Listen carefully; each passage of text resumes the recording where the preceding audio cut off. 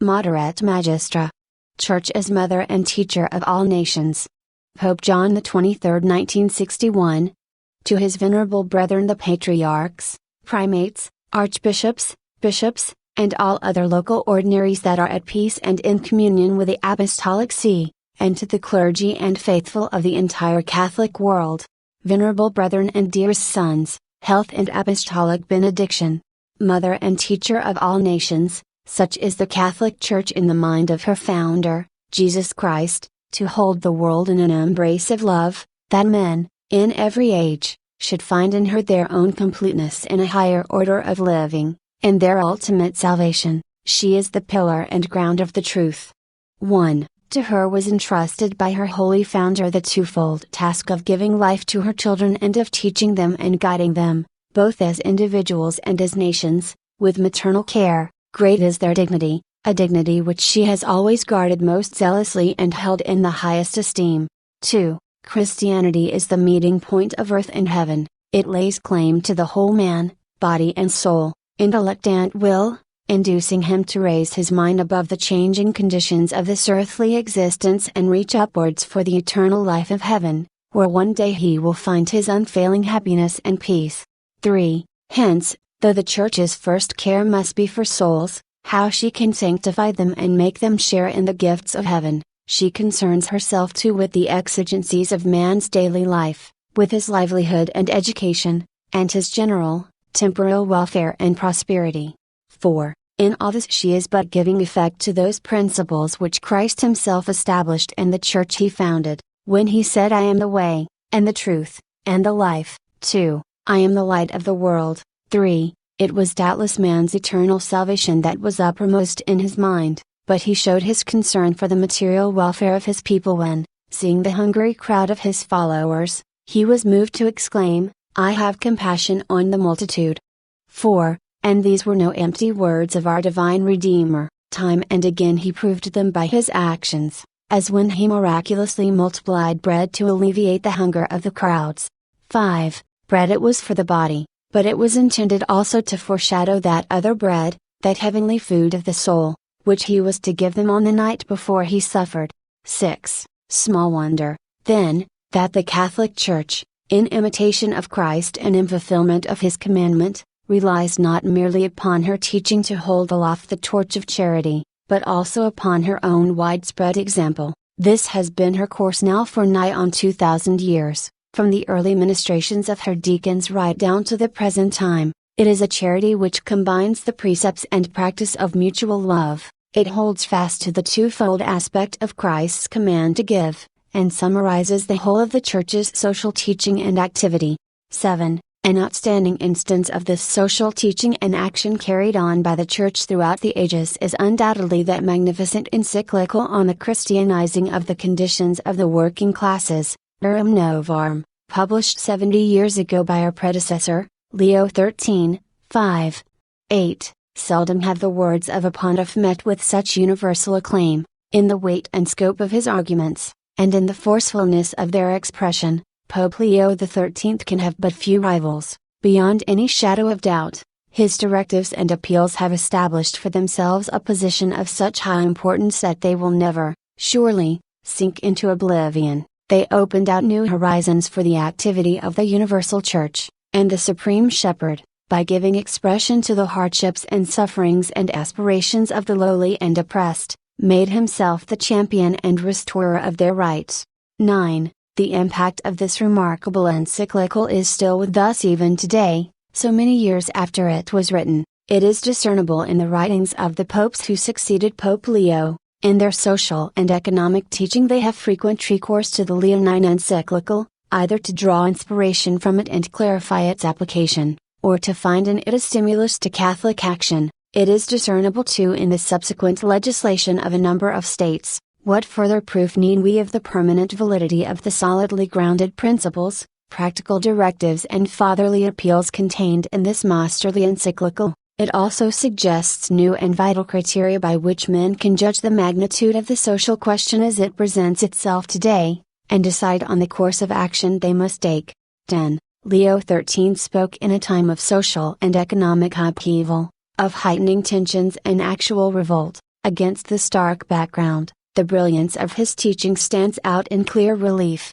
11. As is well known, the outlook that prevailed on economic matters was for the most part a purely naturalistic one, which denied any correlation between economics and morality. Personal gain was considered the only valid motive for economic activity. In business, the main operative principle was that of free and unrestricted competition. Interest on capital, prices, whether of goods or of services, profits and wages, were to be determined by the purely mechanical application of the laws of the marketplace. Every precaution was to be taken to prevent the civil authority from intervening in any way in economic matters. The status of trade unions varied in different countries. They were either forbidden, tolerated, or recognized as having private legal personality only.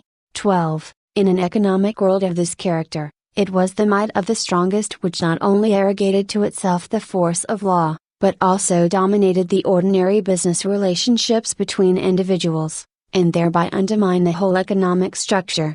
13. Enormous riches accumulated in the hands of a few, while large numbers of workingmen found themselves in conditions of ever-increasing hardship. Wages were insufficient even to the point of reaching starvation level, and working conditions were often of such a nature as to be injurious alike to health, morality and religious faith. Especially inhuman were the working conditions to which women and children were sometimes subjected. There was also the constant specter of unemployment and the progressive disruption of family life.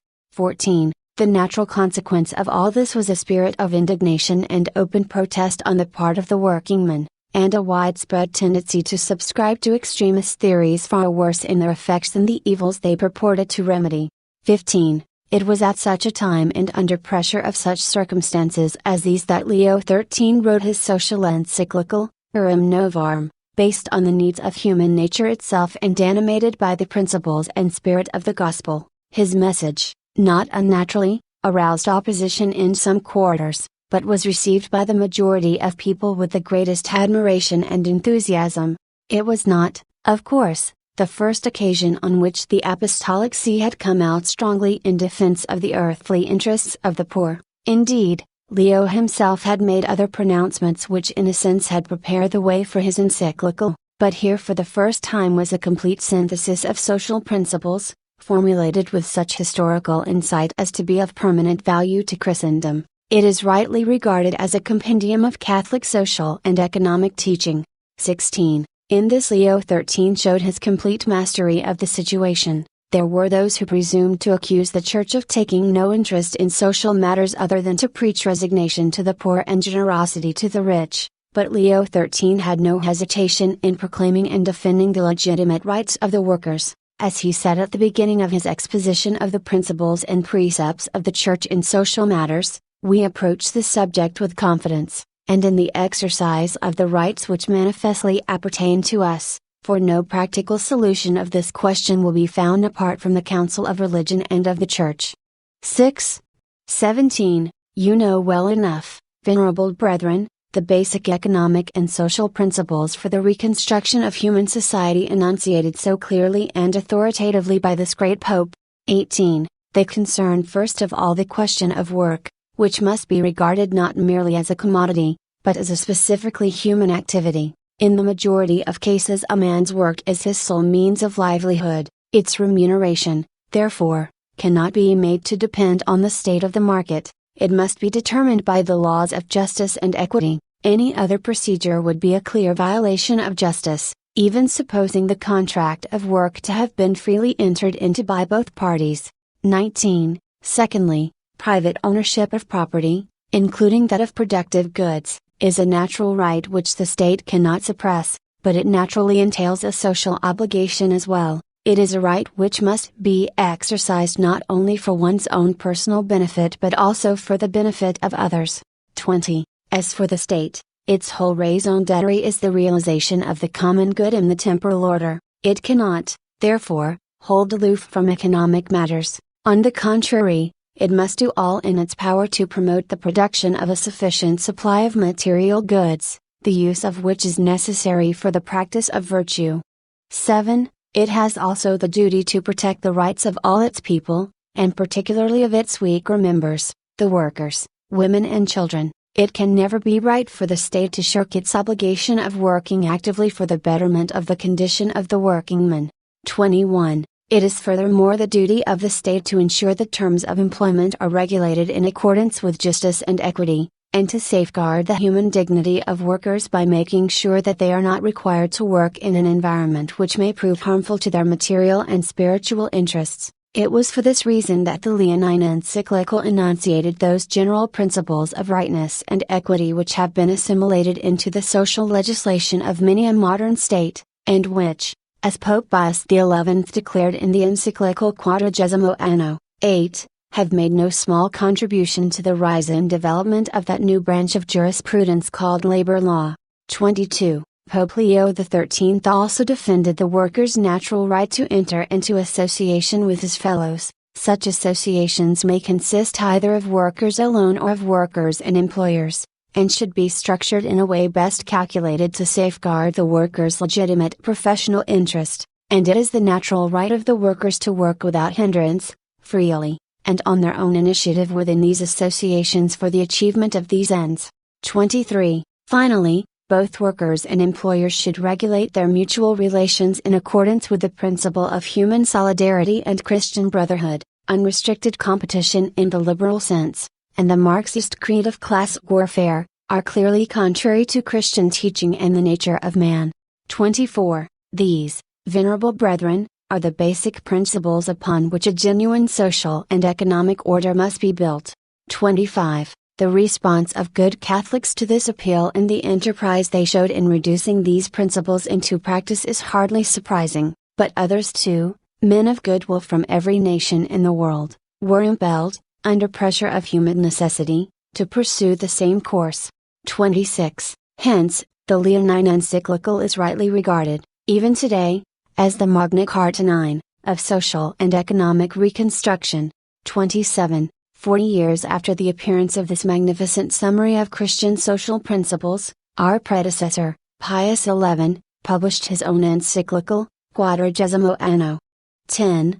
28. In it the Supreme Pontiff confirmed the right and duty of the Catholic Church to work for an equitable solution of the many pressing problems weighing upon human society and calling for a joint effort by all the people. He reiterated the principles of the Leonine Encyclical and stressed those directives which were applicable to modern conditions. In addition, he took the opportunity not only to clarify certain points of this teaching which had given rise to difficulties even in the minds of Catholics, but also to reformulate Christian social thought in the light of changed conditions. 29. The difficulties referred to principally concerned the Catholics' attitude to private property, the wage system, and moderate socialism. 30. With regard to private property, our predecessor reaffirmed its origin in natural law, and enlarged upon its social aspect and the obligations of ownership. 31. As for the wage system, while rejecting the view that it is unjust of its very nature, he condemned the inhuman and unjust way in which is it so often implemented, and specified the terms and conditions to be observed if justice and equity are not to be violated. 32. In this connection, as our predecessor clearly points out, it is advisable in the present circumstances that the wage contract be somewhat modified by applying to it elements taken from the contract of partnership, so that wage earners and other employees participate in the ownership or the management, or in some way share in the profits. 11. 33. Of special doctrinal and practical importance is his affirmation that if the social and individual character of work be overlooked, it can be neither justly valued nor equitably recompensed. 12. In determining wages, therefore, justice demands that account be taken not only of the needs of the individual workers and their families, but also of the financial state of the business concern for which they work and of the economic welfare of the whole people. 13.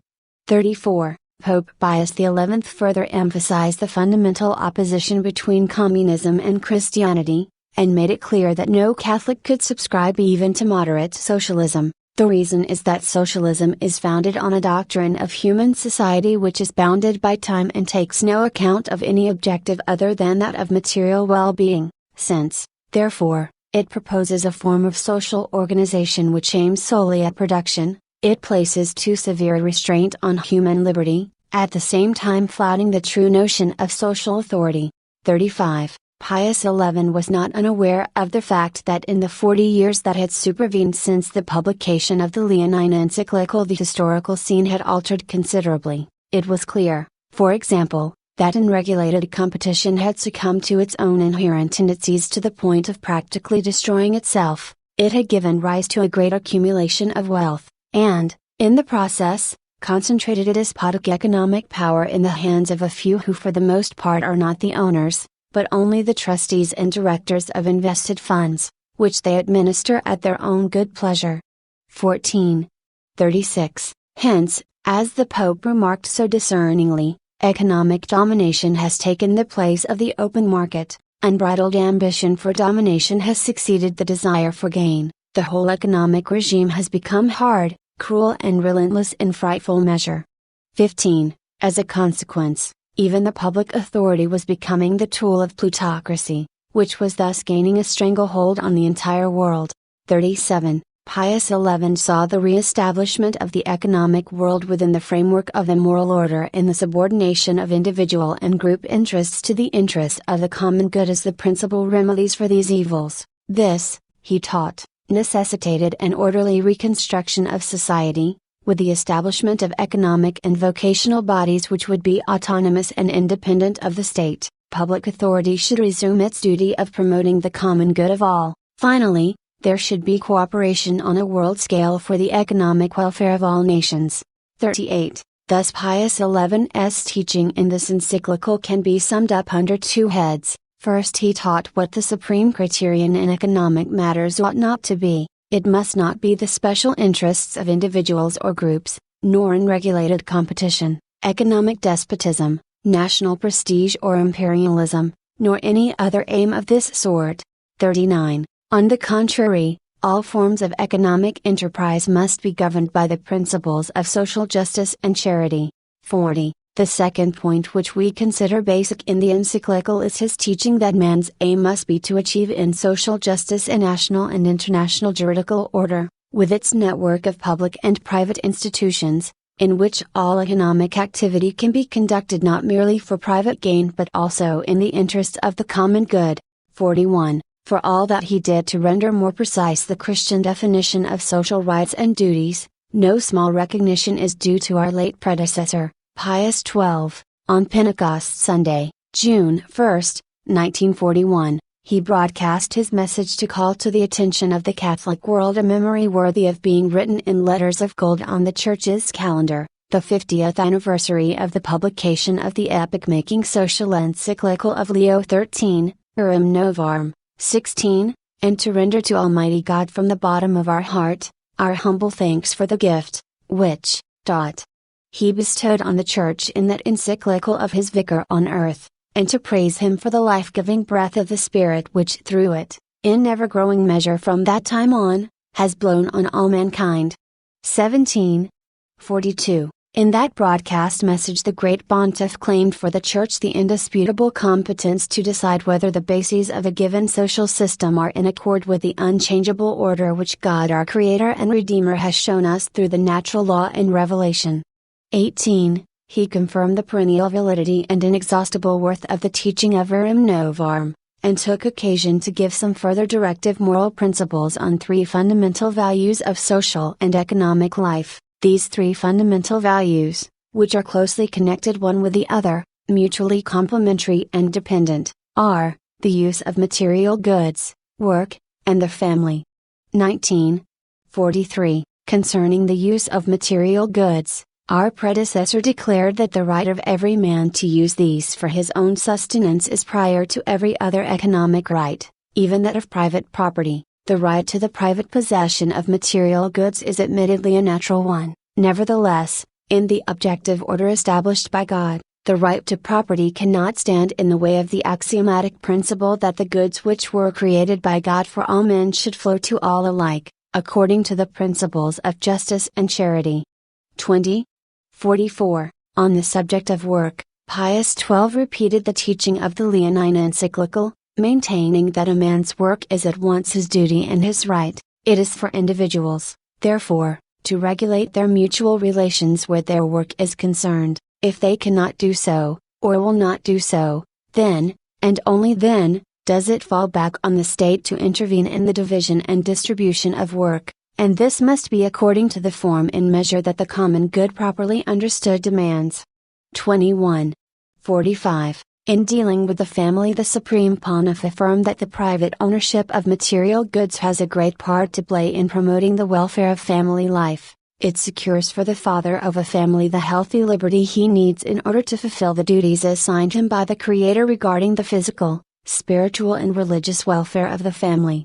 22. It is in this that the right of families to migrate is rooted, and so our predecessor, in speaking of migration, admonished both parties involved, namely the country of departure and the country receiving the newcomers, to seek always to eliminate as far as possible all obstacles to the birth and growth of real confidence. 23. Between the nations, in this way both will contribute to, and share in, the increased welfare of man and the progress of culture. 46. But in the 20 years which have elapsed since the changing economic climate noted at that time by Pius XII, the economic scene has undergone a radical transformation, both in the internal structure of the various states and in their relations with one another. 47. In the field of science, technology and economics we have the discovery of nuclear energy, and its application first to the purposes of war and later, increasingly, to peaceful ends, the practically limitless possibilities of chemistry in the production of synthetic materials, the growth of automation in industry and public services, the modernization of agriculture, the easing of communications, especially by radio and television, faster transportation and the initial conquest of interplanetary space. 48. In the social field we have the development of social insurance and, in the more economically advanced communities, the introduction of social security systems. Men in labor unions are showing a more responsible awareness of the major social and economic problems. There is a progressive improvement in basic education, a wider distribution of essential commodities, greater opportunities for advancement in industry and the consequent breaking down of class barriers, and a keener interest in world affairs shown by people of average education. At the same time, however, this assessment of the increased efficiency of social and economic systems in a growing number of communities serves also to bring to light certain glaring discrepancies. There is, in the first place, a progressive lack of balance between agriculture on the one hand, and industry and public services on the other. Secondly, there are areas of varying economic prosperity within the same political communities. Finally, to take a world view, one observes a marked disparity in the economic wealth possessed by different countries. 49. To turn to the political field, we observe many changes. In a number of countries all classes of citizens are taking a part in public life, and public authorities are injecting themselves more each day into social and economic matters. We are witnessing the breakaway from colonialism and the attainment of political independence by the peoples of Asia and Africa. Drawn together by their common needs, nations are becoming daily more interdependent. There is, moreover, an ever-extending network of societies and organizations which set their sights beyond the aims and interests of individual countries and concentrate on the economic, social, cultural and political welfare of all nations throughout the world. 50. As we pass all this in review, we are aware of our responsibility to take up this torch which our great predecessors lighted, and hand it on with undiminished flame. It is a torch to lighten the pathways of all who would seek appropriate solutions to the many social problems of our times. Our purpose, therefore, is not merely to commemorate in a fitting manner the Leonine Encyclical, but also to confirm and make more specific the teaching of our predecessors, and to determine clearly the mind of the Church on the new and important problems of the day. 51. It should be stated at the outset that in the economic order first place must be given to the personal initiative of private citizens working either as individuals or in association with each other in various ways for the furtherance of common interests. 52. But, for reasons explained by our predecessors, the civil power must also have a hand in the economy. It has to promote production in a way best calculated to achieve social progress and the well-being of all citizens. 53. And in this work of directing, stimulating, coordinating, supplying and integrating, Its guiding principle must be the principle of subsidiary function formulated by Pius XI in Quadragesimo Anno 24. This is a fundamental principle of social philosophy, unshaken and unchangeable. Just as it is wrong to withdraw from the individual and commit to a community what private enterprise and industry can accomplish, so too it is an injustice, a grave evil and a disturbance of right order, for a larger and higher association to arrogate to itself functions which can be performed efficiently by smaller and lower societies. Of its very nature, the true aim of all social activity should be to help members of the social body, but never to destroy or absorb them. 25. 54. The present advance in scientific knowledge and productive technology clearly puts it within the power of the public authority to a much greater degree than ever before to reduce imbalances which may exist between different branches of the economy or between different regions within the same country or even between the different peoples of the world. It also puts into the hands of public authority a greater means for limiting fluctuations in the economy and for providing effective measures to prevent the recurrence of mass unemployment. Hence the insistent demands on those in authority, since they are responsible for the common good, to increase the degree and scope of their activities in the economic sphere, and to devise ways and means and set the necessary machinery in motion for the attainment of this end. 55. But however extensive and far-reaching the influence of the state on the economy may be, it must never be exerted to the extent of depriving the individual citizen of his freedom of action. It must rather augment his freedom while effectively guaranteeing the protection of his essential personal rights. Among these is a man's right and duty to be primarily responsible for his own upkeep and that of his family. Hence every economic system must permit and facilitate the free development of productive activity. 56. Moreover, as history itself testifies with ever-increasing clarity, there can be no such thing as a well-ordered and prosperous society unless individual citizens and the state cooperate in the economy. Both sides must work together in harmony, and their respective efforts must be proportioned to the needs of the common good and the prevailing circumstances and conditions of human life. 57. Experience has shown that where personal initiative is lacking, political tyranny ensues and, in addition, economic stagnation in the production of a wide range of consumer goods and of services of the material and spiritual order, those, namely, which are in a great measure dependent upon the exercise and stimulus of individual creative talent. 58. Where, on the other hand, the good offices of the state are lacking or deficient, incurable disorder ensues, in particular, the unscrupulous exploitation of the weak by the strong, for men of this stamp are always in evidence, and, like cockle among the wheat, thrive in every land. 59. Certainly one of the principal characteristics which seem to be typical of our age is an increase in social relationships, in those mutual ties, that is, which grow daily more numerous and which have led to the introduction of many and varied forms of associations in the lives and activities of citizens, and to their acceptance within our legal framework, scientific and technical progress. Greater productive efficiency and a higher standard of living are among the many present-day factors which would seem to have contributed to this trend. 60. This development in the social life of man is at once a symptom and a cause of the growing intervention of the state, even in matters which are of intimate concern to the individual, hence of great importance and not devoid of risk. We might cite as examples such matters as health and education, the choice of a career, and the care and rehabilitation of the physically and mentally handicapped.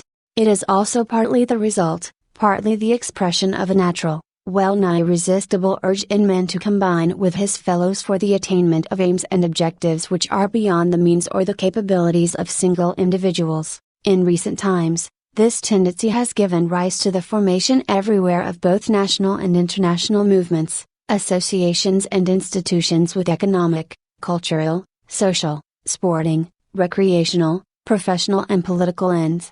61. Clearly, this sort of development in social relationships brings many advantages in its train.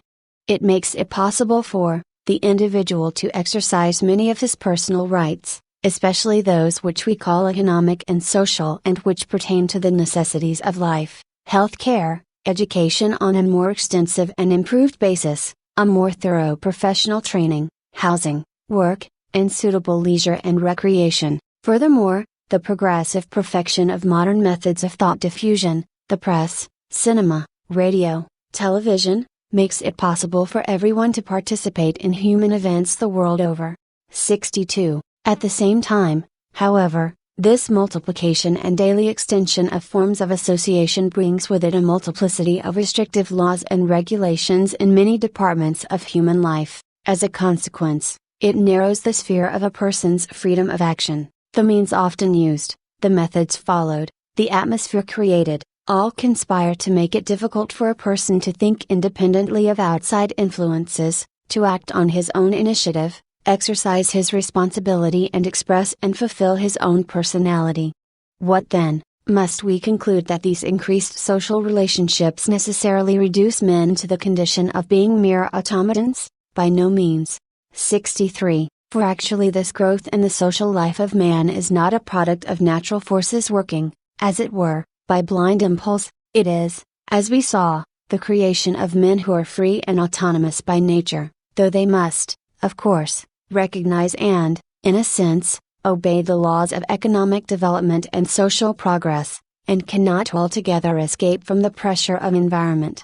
64. The development of these social relationships, therefore, can and ought to be realized in a way best calculated to promote its inherent advantages and to preclude, or at least diminish, its attendant disadvantages. 65. To this end, a sane view of the common good must be present and operative in men invested with public authority. They must take account of all those social conditions which favor the full development of human personality. Moreover, we consider it altogether vital that the numerous intermediary bodies and corporate enterprises, which are, so to say, the main vehicle of this social growth, be really autonomous, and loyally collaborate in pursuit of their own specific interests and those of the common good, for these groups must themselves necessarily present the form and substance of a true community, and this will only be the case if they treat their individual members as human persons and encourage them to take an active part in the ordering of their lives. 66. As these mutual ties binding the men of our age one to the other grow and develop, governments will the more easily achieve a right order the more they succeed in striking a balance between the autonomous and active collaboration of individuals and groups, and the timely coordination and encouragement by the state of these private undertakings. 67. So long as social relationships do in fact adhere to these principles within the framework of the moral order, their extension does not necessarily mean that individual citizens will be gravely discriminated against or excessively burdened. On the contrary, we can hope that they will help him to develop and perfect his own personal talents, and lead to that organic reconstruction of society which our predecessor Pius XI advocated in his Encyclical Quadragesimo Anno as the indispensable prerequisite for the fulfillment of the rights and obligations of social life. 26.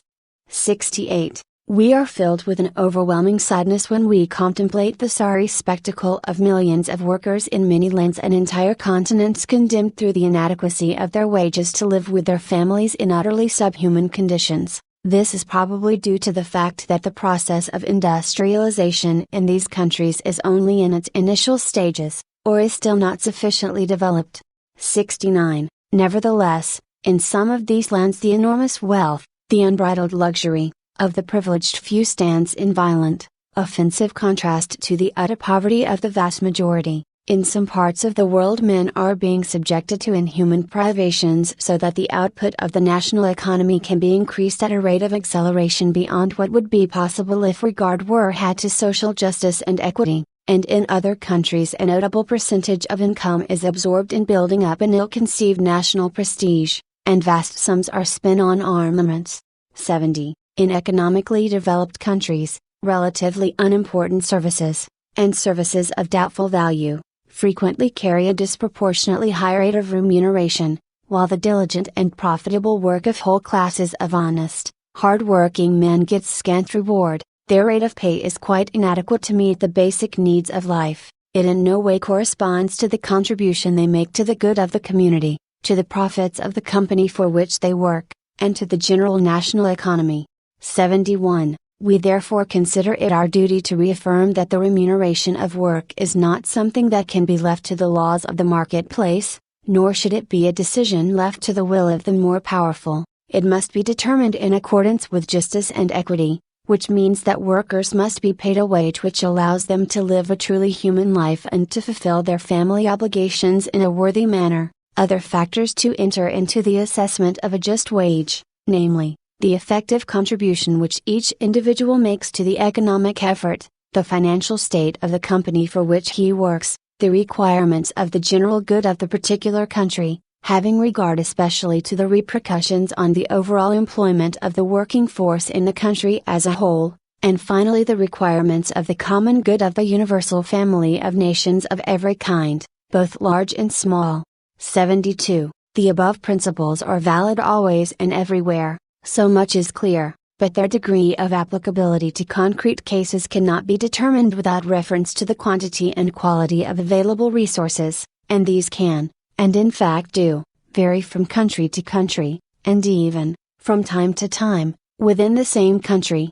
73. In view of the rapid expansion of national economies, particularly since the war, there is one very important social principle to which we would draw your attention. It is this: economic progress must be accompanied by a corresponding social progress, so that all classes of citizens can participate in the increased productivity. The utmost vigilance and effort is needed to ensure that social inequalities, so far from increasing, are reduced to a minimum.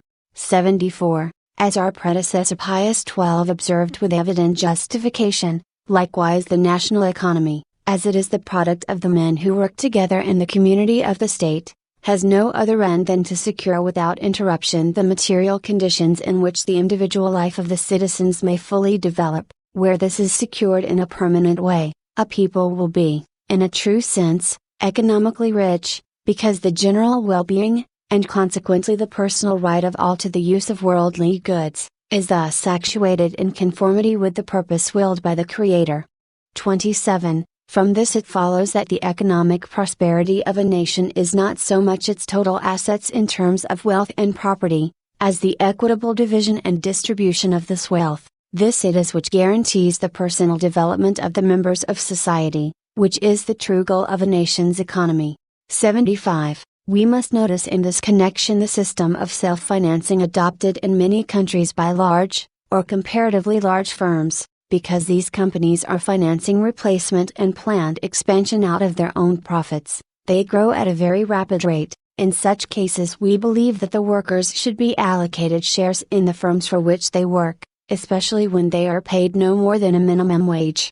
76. We should recall here the principle enunciated by Pius XI in XXIII Anno. It is entirely false to ascribe to the property alone or to the work alone whatever has been obtained through the combined effort of both, and it is wholly unjust for either, denying the efficacy of the other, to arrogate to itself whatever has been produced.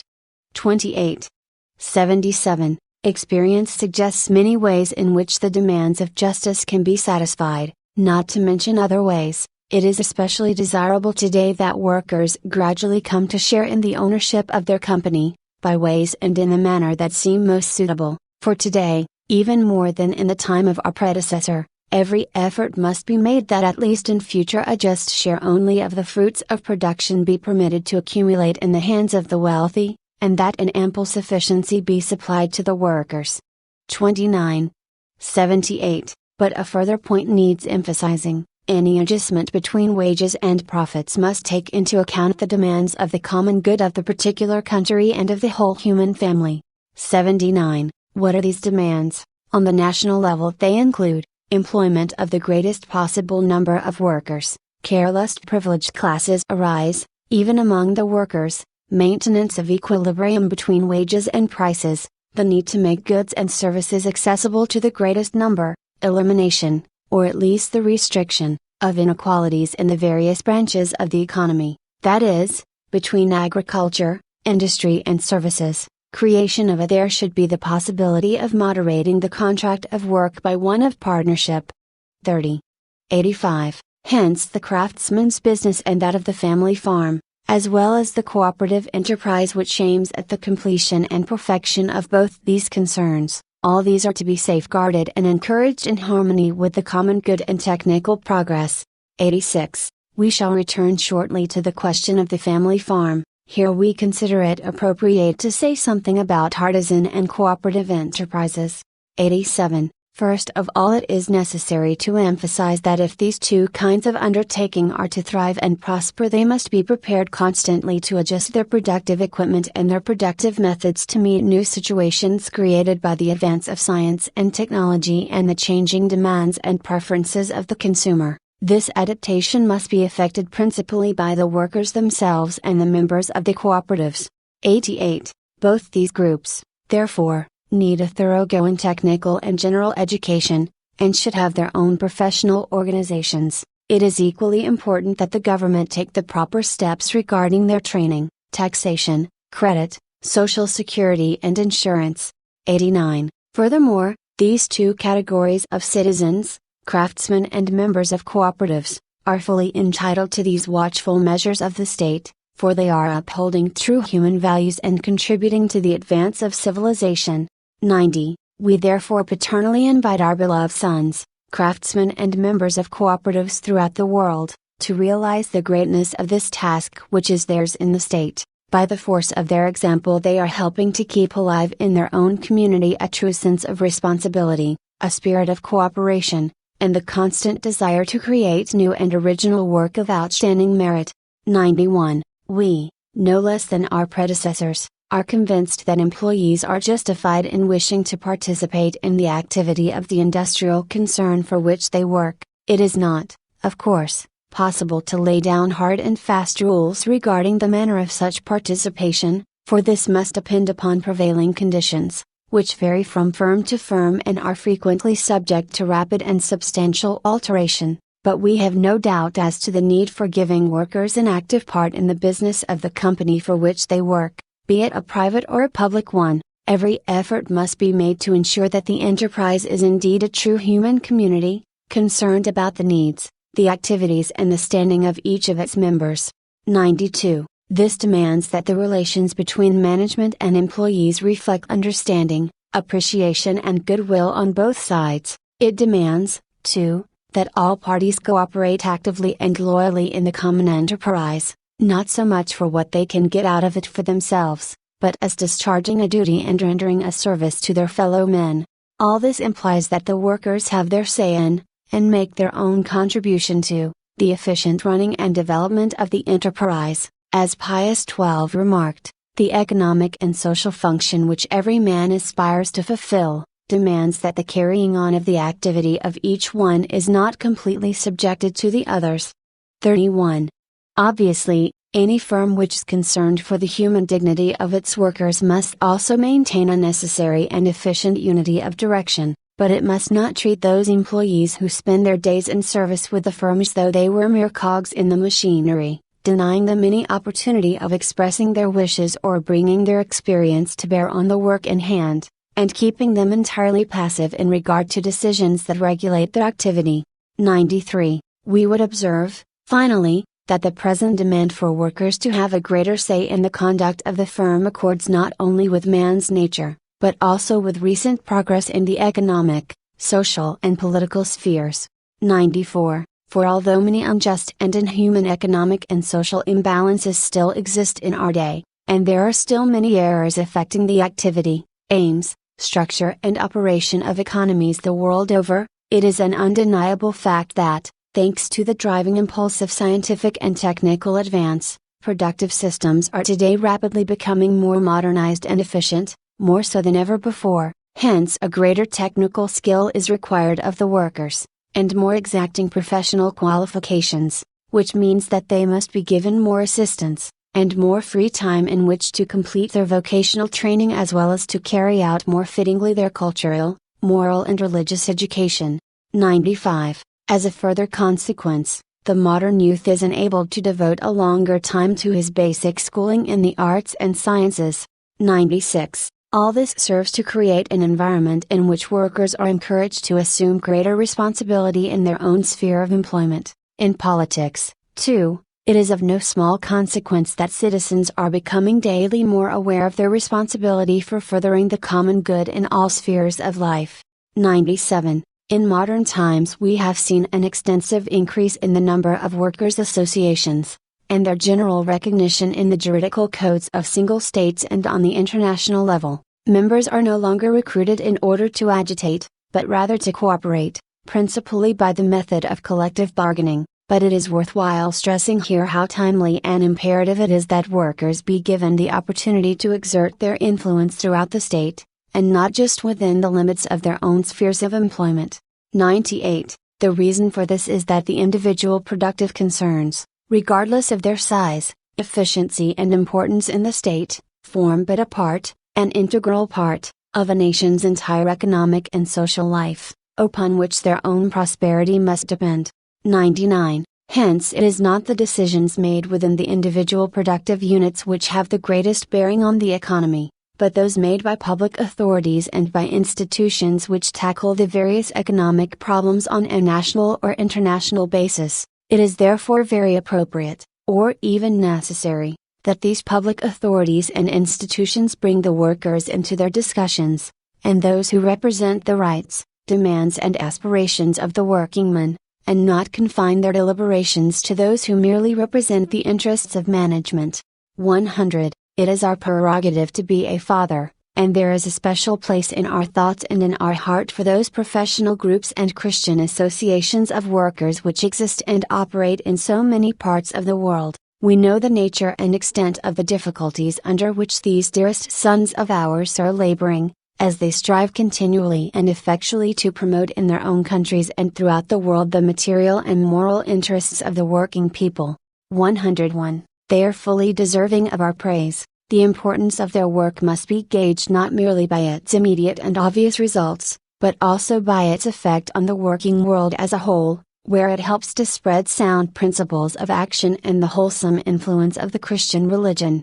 102. We wish further to praise those dear sons of ours who in a true Christian spirit collaborate with other professional groups and workers' associations which respect the natural law and the freedom of conscience of their members. 103. We must also express here our heartfelt appreciation of the work that is being done by the International Labour Organization, popularly known in various countries as the OIL or ILO or OIT. For many years now it has been making an effective and valued contribution to the establishment in the world of an economics and social order marked by justice and humanity, an order which recognizes and safeguards the lawful rights of the workingman. 104. It is well known that in recent years in the larger industrial concerns distinction has been growing between the ownership of productive goods and the responsibility of company managers. This has created considerable problems for public authorities, whose duty it is to see that the aims pursued by the leaders of the principal organizations, especially those which have an important part to play in the national economy, do not conflict in any way with the interests of the common good. Experience shows that these problems arise whether the capital which makes possible these vast undertakings belongs to private citizens or to public corporations. 105. It is also true that more and more people today, through belonging to insurance groups and systems of social security, find that they can face the future with confidence, the sort of confidence which formerly resulted from their possession of a certain amount of property. 106. And another thing happening today is that people are aiming at proficiency in their trade or profession rather than the acquisition of private property. They think more highly of an income which derives from capital and the rights of capital.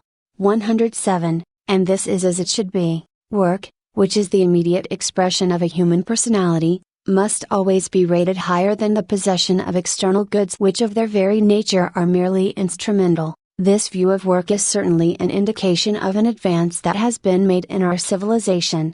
108. What, then, of that social and economic principle so vigorously asserted and defended by our predecessors, man's natural right to own private property, including productive goods? Is this no longer operative today, or has it lost some of its validity in view of the economic conditions we have described above? This is the doubt that has arisen in many minds.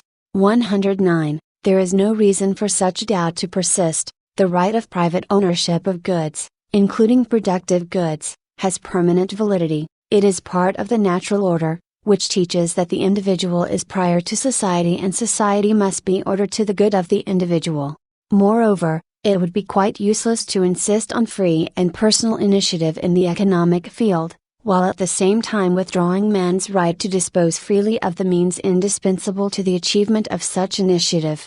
Further, history and experience testify that in those political regimes which do not recognize the rights of private ownership of goods, productive included, the exercise of freedom in almost every other direction is suppressed or stifled. This suggests, surely, that the exercise of freedom finds its guarantee and incentive in the right of ownership.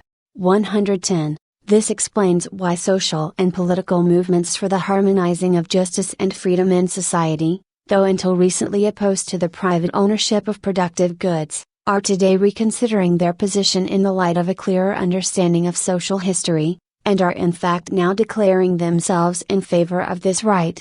111. Accordingly, we make our own the directive of our predecessor Pius XII. In defending the principle of private ownership, the Church is striving after an important ethico-social end. She does not intend merely to uphold the present condition of things as if it were an expression of the divine will, or to protect on principle the rich and plutocrats against the poor and indigent.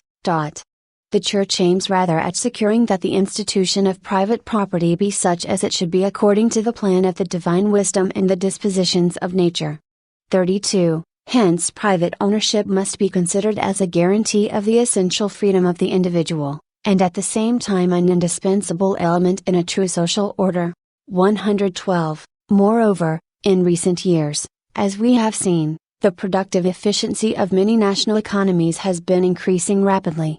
Justice and fairness demand, therefore, that, within the limits of the common good, wages too shall increase. This means that workers are able to save more and thus acquire a certain amount of property of their own. In view of this, it is strange that the innate character of a right which derives its force and validity from the fruitfulness of work should ever be called in question, a right which constitutes so efficacious a means of asserting one's personality and exercising responsibility in every field, and an element of solidity and security for family life and of greater peace and prosperity in the state. 113. But it is not enough to assert that the right to own private property and the means of production is inherent in human nature. We must also insist on the extension of this right in practice to all classes of citizens. 114. As our predecessor Pius XII so rightly affirmed, the dignity of the human person normally demands the right to the use of the goods of the earth, to which corresponds the fundamental obligation of granting an opportunity to possess property to all if possible. 33. This demand arises from the moral dignity of work. It also guarantees the conservation and perfection of a social order which makes possible a secure, even if modest, property to all classes of people. 34. 115. Now, if ever, is the time to insist on a more widespread distribution of property. In view of the rapid economic development of an increasing number of states, it will not be difficult for the body politic, by the adoption of various techniques of proved efficiency, to pursue an economic and social policy which facilitates the widest possible distribution of private property in terms of durable consumer goods, houses, land, tools and equipment, in the case of craftsmen and owners of family farms, and shares in medium and large business concerns. This policy is in fact being pursued with considerable success by several of the socially and economically advanced nations. 116. This, of course, is not to deny the lawfulness of state and public ownership of productive goods, especially those which carry with them a power too great to be left to private individuals without injury to the community at large. 35. 117. State and public ownership of property is very much on the increase today. This is explained by the exigencies of the common good, which demand that public authority broaden its sphere of activity, but here, too, the principle of subsidiary function must be observed. The state and other agencies of public law must not extend their ownership beyond what is clearly required by considerations of the common good properly understood, and even then there must be safeguards, otherwise private ownership could be reduced beyond measure, or, even worse, completely destroyed. 118. It is important, too, not to overlook the fact that the economic enterprises of the state and other agencies of public law must be entrusted to men of good reputation who have the necessary experience and ability and a keen sense of responsibility towards their country. Furthermore, a strict check should constantly be kept upon their activity, so as to avoid any possibility of the concentration of undue economic power in the hands of a few state officials, to the detriment of the best interests of the community. 119. Our predecessors have insisted time and again on the social function inherent in the right of private ownership, for it cannot be denied that in the plan of the Creator all of this world's goods are primarily intended for the worthy support of the entire human race.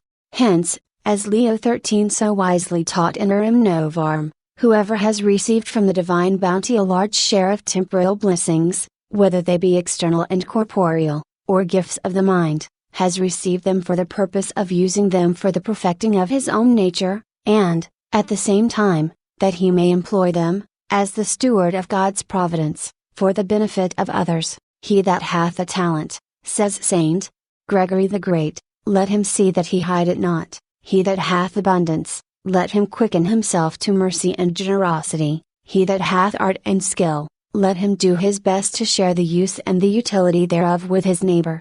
36. 120. In recent years the state and other agencies of public law have extended, and are continuing to extend, the sphere of their activity and initiative, but this does not mean that the doctrine of the social function of private ownership is out of date, as some would maintain. It is inherent in the very right of private ownership.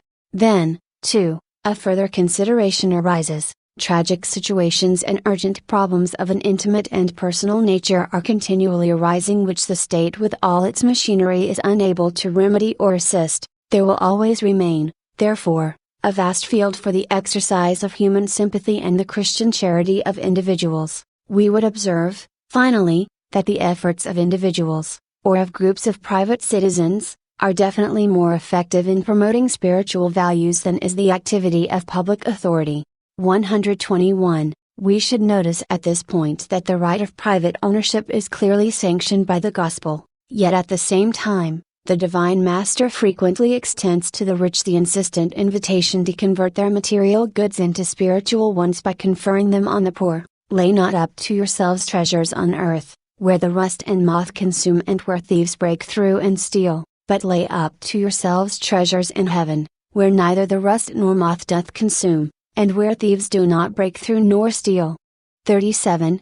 And the Lord will look upon the charity given to the poor as given to himself. Amen. I say to you, as long as you did it to one of these my least brethren, you did it to me. 38.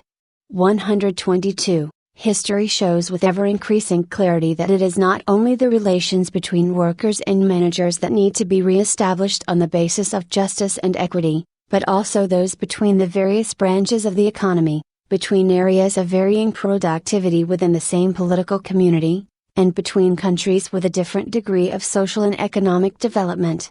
123. First, with regard to agriculture, it would not appear that the rural population as a whole is decreasing, but it is an undeniable fact that many people are moving away from their farms into more thickly populated areas as well as into the cities themselves. When we realize that this movement of population is going on in nearly every part of the world, often on a large scale, we begin to appreciate the complexity of the human problems involved and their difficulty of solution. 124. We know that as an economy develops, the number of people engaged in agriculture decreases, while the percentage employed in industry and the various services rises. Nevertheless, we believe that very often this movement of population from farming to industry has other causes besides those dependent upon economic expansion.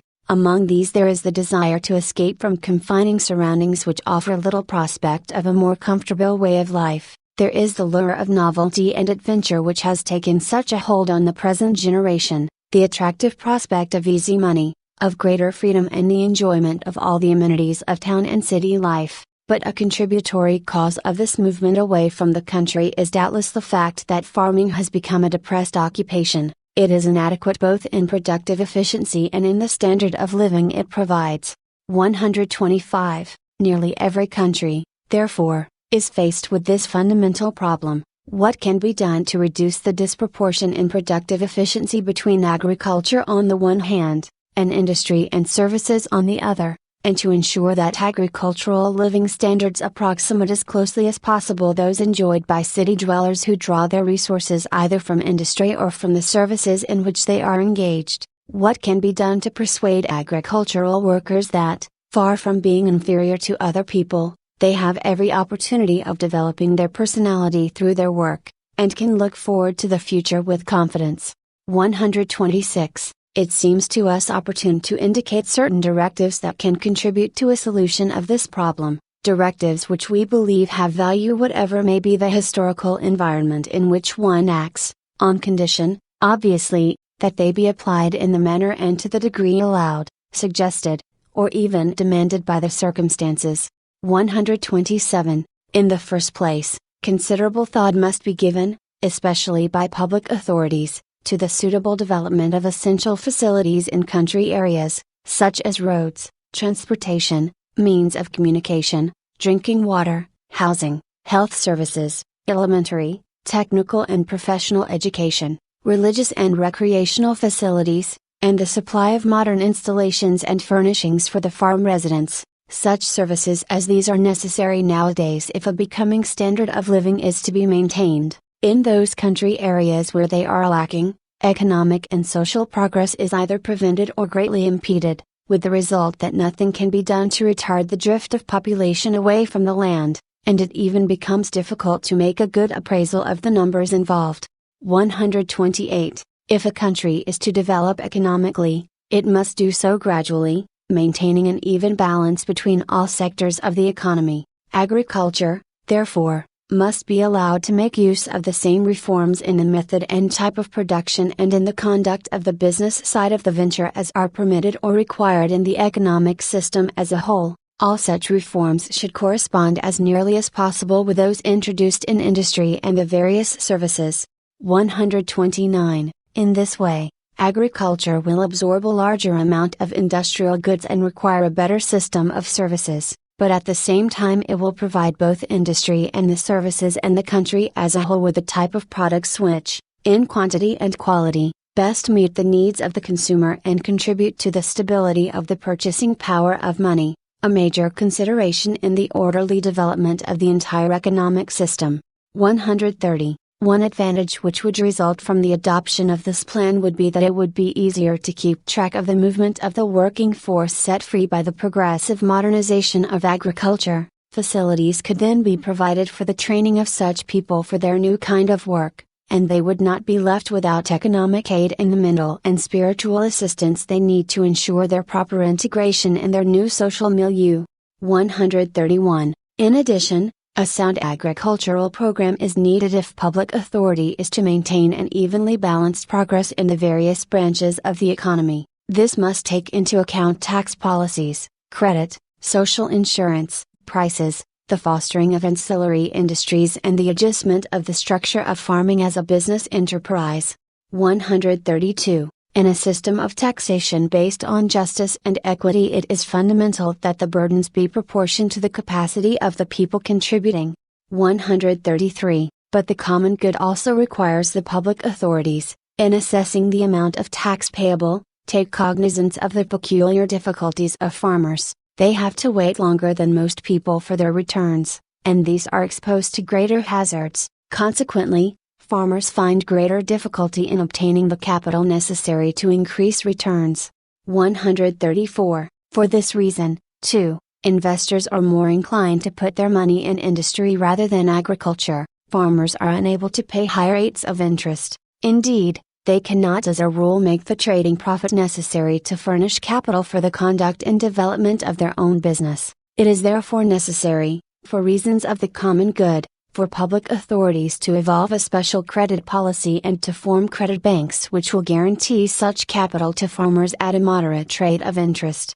135. In agriculture, the existence of two forms of insurance may be necessary, one concerned with agricultural produce, the other with the farm workers and their families. We realize that agricultural workers earn less per capita than workers in industry and the services, but that is no reason why it should be considered socially just and equitable to set up systems of social insurance in which the allowances granted to farm workers and their families are substantially lower than those payable to other classes of workers. Insurance programs that are established for the general public should not differ markedly whatever be the economic sector in which the individuals work or the source of their income.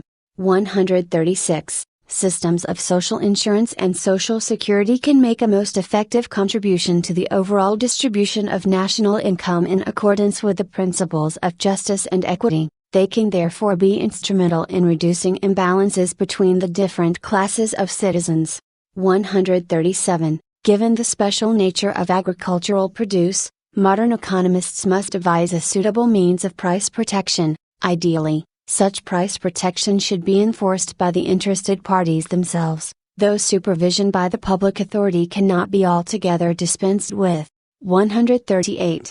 On this subject it must not be forgotten that the price of agricultural produce represents, for the most part, the reward of the farmer's labor rather than a return on invested capital.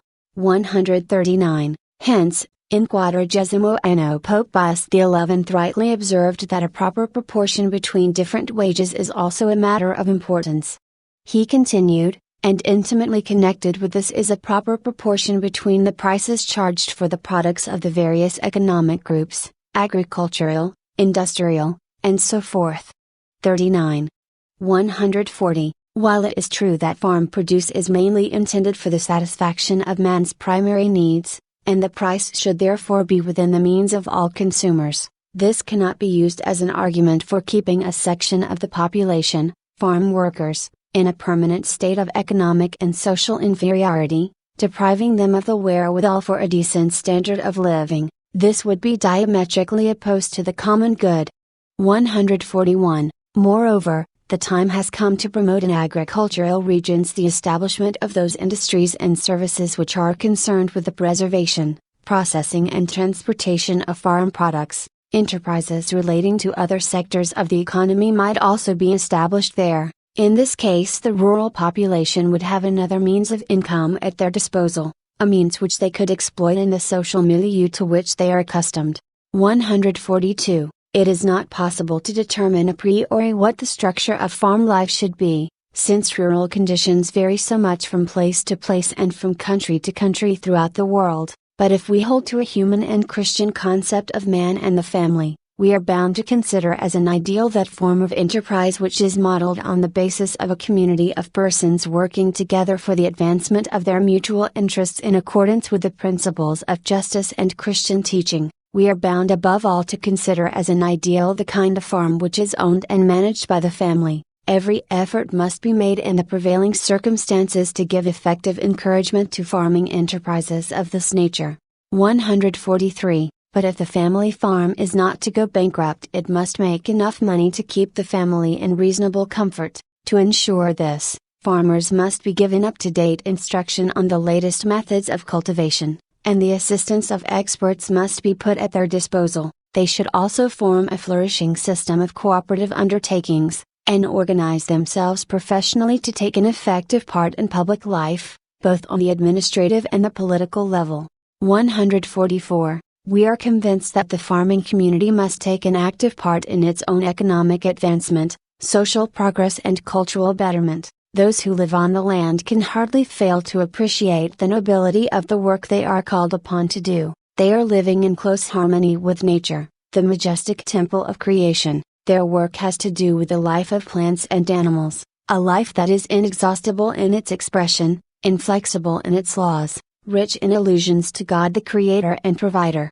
They produce food for the support of human life, and the raw materials of industry in ever richer supply.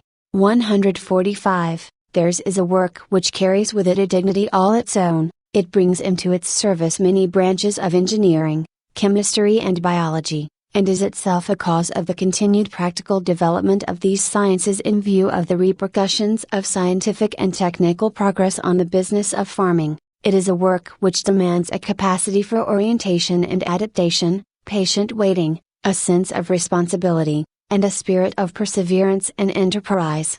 146. It is important also to bear in mind that in agriculture, As in other sectors of production, association is a vital need today, especially in the case of family farms. Rural workers should feel a sense of solidarity with one another, and should unite to form cooperatives and professional associations. These are very necessary if farm workers are to benefit from scientific and technical methods of production and protect the prices of their products. They are necessary, too, if they are to attain an equal footing with other professional classes who, in most cases, have joined together in associations. They are necessary, finally, if farm workers are to have their proper voice in political circles and in public administration. The lone voice is not likely to command much of a hearing in times such as ours. 147. In using their various organizations, agricultural workers, as indeed all other classes of workers, must always be guided by moral principles and respect for the civil law. They must try to reconcile their rights and interests with those of other classes of workers, and even subordinate the one to the other if the common good demands it. If they show themselves alive to the common good and contribute to its realizations, they can legitimately demand that their efforts for the improvement of agricultural conditions be seconded and complemented by public authority. 148. We therefore desire here to express our satisfaction with those sons of ours the world over who are actively engaged in cooperatives, in professional groups and in worker movements intent on raising the economic and social standards of the agricultural community. 149. In the work on the farm the human personality finds every incentive for self-expression, self-development and spiritual growth. It is a work, therefore, which should be thought of as a vocation, a God-given mission, an answer to God's call to actuate His providential, saving plan in history. It should be thought of, finally, as a noble task, undertaken with a view to raising oneself and others to a higher degree of civilization. 150. Among citizens of the same political community there is often a marked degree of economic and social inequality. The main reason for this is the fact that they are living and working in different areas, some of which are more economically developed than others. Where this situation obtains, justice and equity demand that public authority try to eliminate or reduce such imbalances. It should ensure that the less developed areas receive such essential public services as their circumstances require, in order to bring the standard of living in these areas into line with the national average. Furthermore, a suitable economic and social policy must be devised which will take into account the supply of labor, the drift of population, wages, taxes, credit, and the investing of money, especially in expanding industries. In short, it should be a policy designed to promote useful employment, enterprising initiative, and the exploitation of local resources.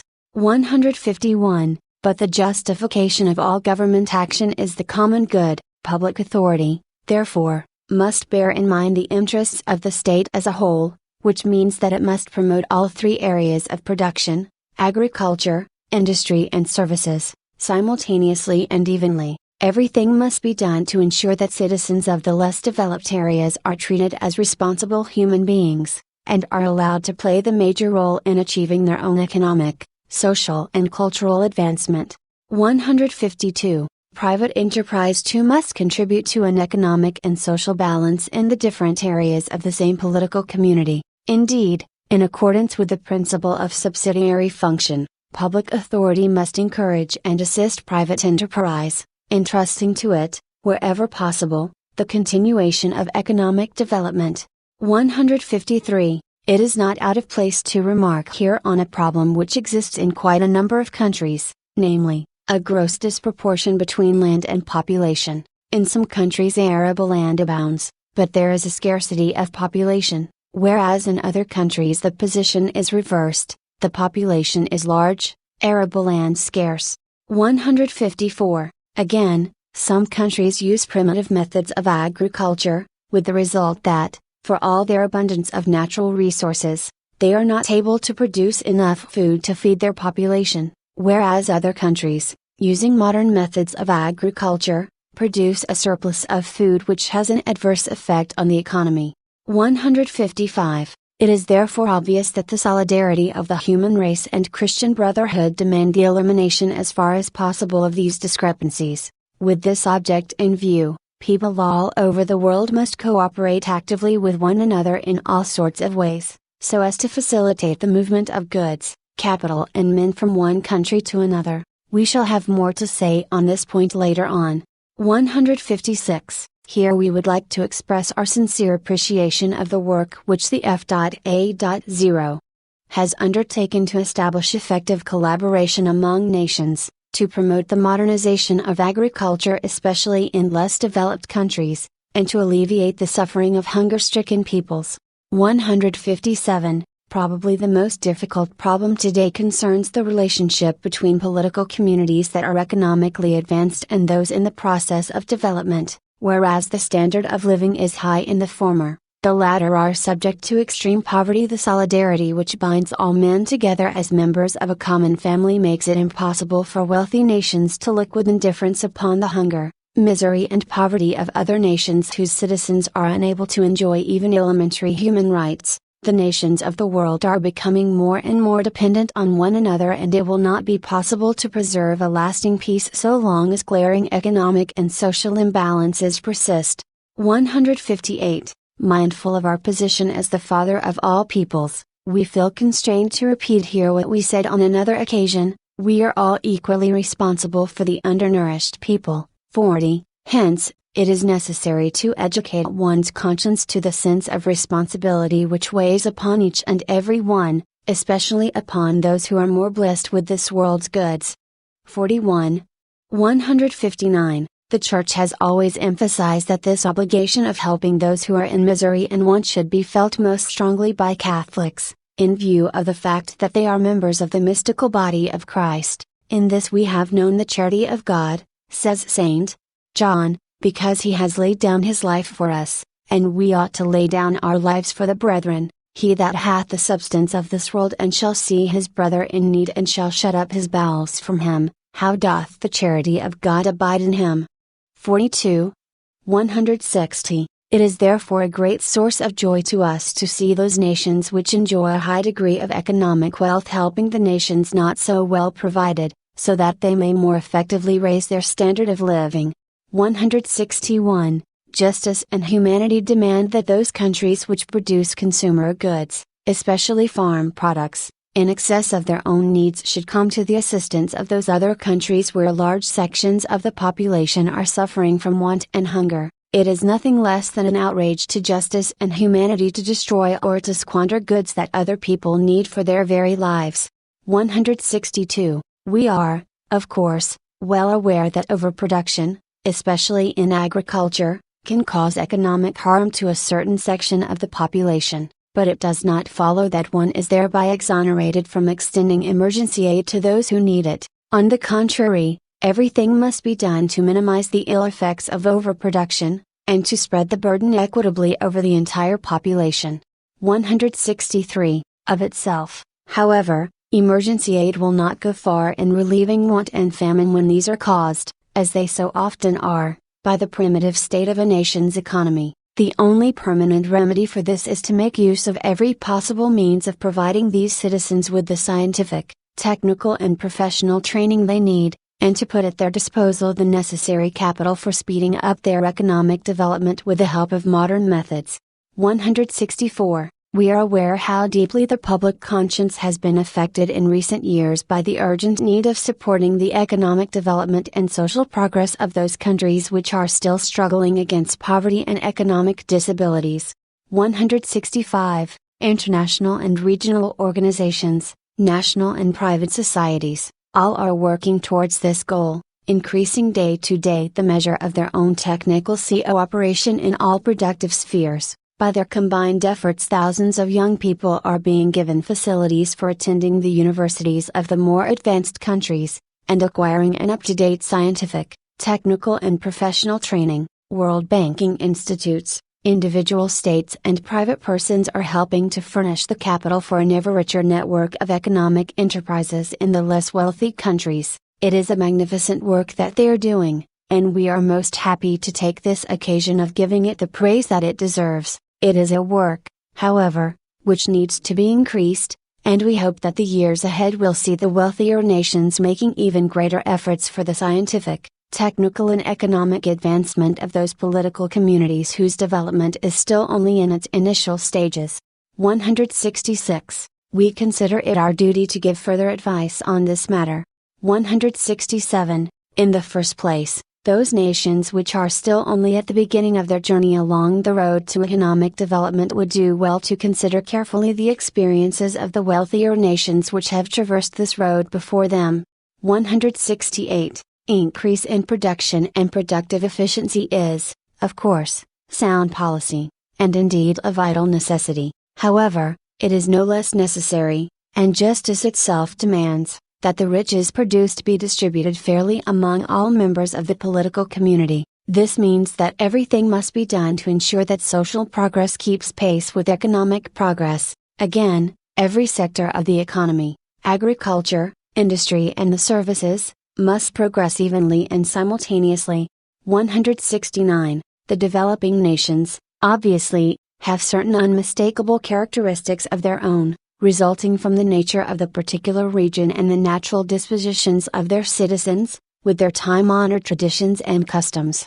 170. In helping these nations, therefore, the more advanced communities must recognize and respect this individuality. They must beware of making the assistance they give an excuse for forcing these people into their own national mold. 171. There is also a further temptation which the economically developed nations must resist, that of giving technical and financial aid with a view to gaining control over the political situation in the poorer countries, and furthering their own plans for world domination.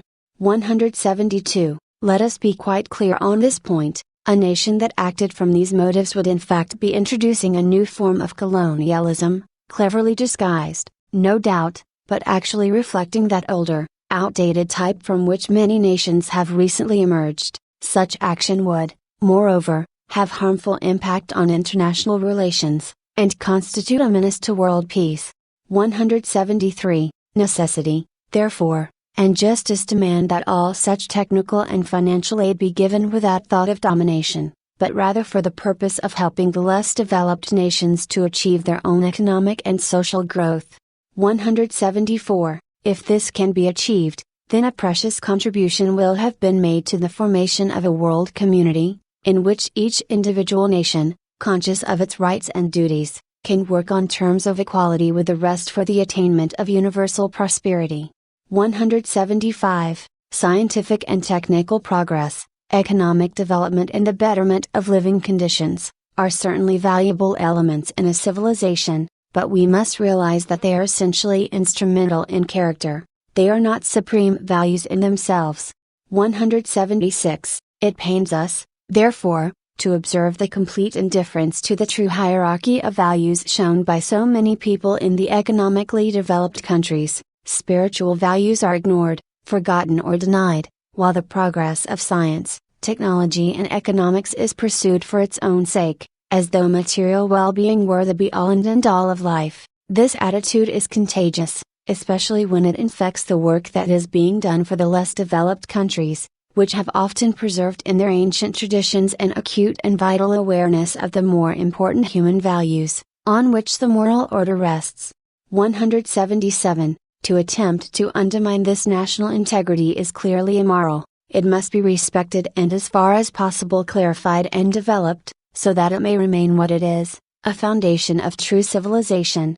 178. The Church is by divine right universal. History itself bears this out, for the Church is present everywhere on earth, doing all that she can to embrace all peoples. 179. Now, in bringing people to Christ, the Church has invariably, both now and in the past, brought them many social and economical advantages, for true Christians cannot help feeling obliged to improve their own temporal institutions and environment. They do all they can to prevent these institutions from doing violence to human dignity. They encourage whatever is conducive to honesty and virtue, and strive to eliminate every obstacle to the attainment of the same. 180. Moreover, in becoming as it were the lifeblood of these people, the Church is not, nor does she consider herself to be, a foreign body in their midst. Her presence brings about the rebirth, the resurrection, of each individual in Christ, and the man who is reborn and rises again in Christ never feels himself constrained from without, he feels himself free in the very depths of his being, and freely raised up to God, and thus he affirms and develops that side of his nature which is noblest and best.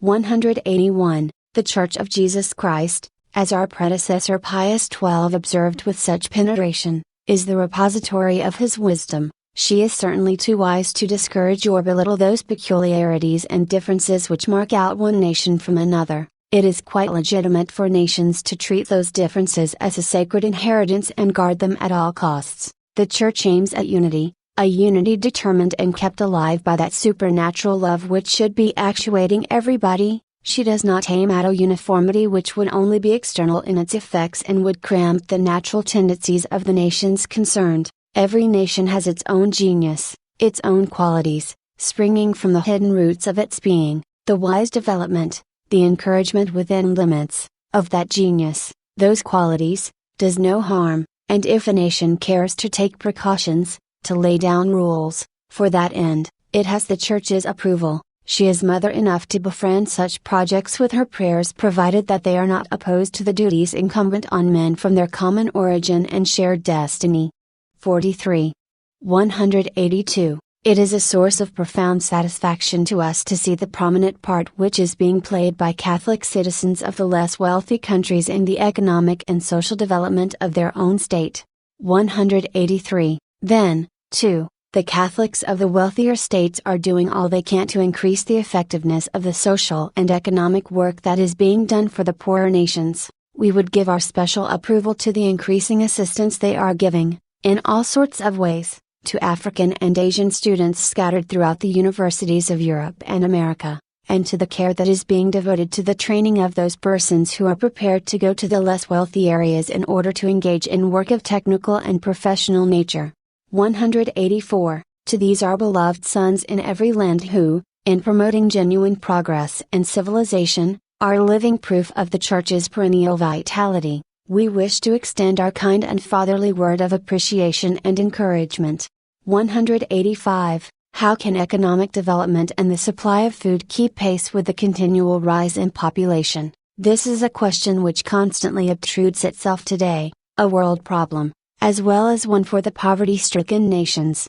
186. As a world problem, the case is put thus. According to sufficiently reliable statistics, the next few decades will see a very great increase in human population, whereas economic development will proceed at a slower rate. Hence, we are told, if nothing is done to check this rise in population, the world will be faced in the not too distant future with an increasing shortage in the necessities of life. 187. As it affects the less developed countries, the problem is stated thus. The resources of modern hygiene and medicine will very shortly bring about a notable decrease in the mortality rate, especially among infants, while the birth rate, which in such countries is unusually high, will tend to remain more or less constant, at least for a considerable period. The excessive births over deaths will therefore show a steep rise, whereas there will be no corresponding increase in the productive efficiency of the economy. Accordingly, the standard of living in these poorer countries cannot possibly improve, it must surely worsen, even to the point of extreme hardship. Hence there are those who hold the opinion that, in order to prevent a serious crisis from developing, the conception and birth of children should be secretly avoided, or, in any event, curbed in some way. 188. Truth to tell, we do not seem to be faced with any immediate or imminent world problem arising from the disproportion between the increase of population and the supply of food. Arguments to this effect are based on such unreliable and controversial data that they can only be of very uncertain validity. 189. Besides, the resources which God in His goodness and wisdom has implanted in nature are well nigh inexhaustible, and He has at the same time given man the intelligence to discover ways and means of exploiting these resources for his own advantage and his own livelihood. Hence, the real solution of the problem is not to be found in expedients which offend against the divinely established moral order and which attack human life at its very source, but in a renewed scientific and technical effort on man's part to deepen and extend his dominion over nature. the progress of science and technology that has already been achieved opens up almost limitless horizons in this field. 190. As for the problems which face the poorer nations in various parts of the world, we realize, of course, that these are very real. They are caused, more often than not, by a deficient economic and social organization, which does not offer living conditions proportionate to the increase in population. They are caused, also, by the lack of effective solidarity among such peoples. 191. But granting this, we must nevertheless state most emphatically that no statement of the problem and no solution to it is acceptable which does violence to man's essential dignity. Those who propose such solutions base them on an utterly materialistic conception of man himself and his life. 192. The only possible solution to this question is one which envisages the social and economic progress both of individuals and of the whole of human society, and which respects and promotes true human values. First consideration must obviously be given to those values which concern man's dignity generally, and the immense worth of each individual human life. Attention must then be turned to the need for a worldwide cooperation among men, with a view to a fruitful and well-regulated interchange of useful knowledge, capital and manpower. 193. We must solemnly proclaim that human life is transmitted by means of the family, and the family is based upon a marriage which is one and indissoluble and, with respect to Christians, raised to the dignity of a sacrament. The transmission of human life is the result of a personal and conscious act, and, as such, is subject to the all-holy, inviolable and immutable laws of God, which no man may ignore or disobey. He is not therefore permitted to use certain ways and means which are allowable in the propagation of plant and animal life. 194. Human life is sacred. All men must recognize that fact. From its very inception it reveals the creating hand of God. Those who violate His laws not only offend the divine majesty and degrade themselves and humanity, they also sap the vitality of the political community of which they are members.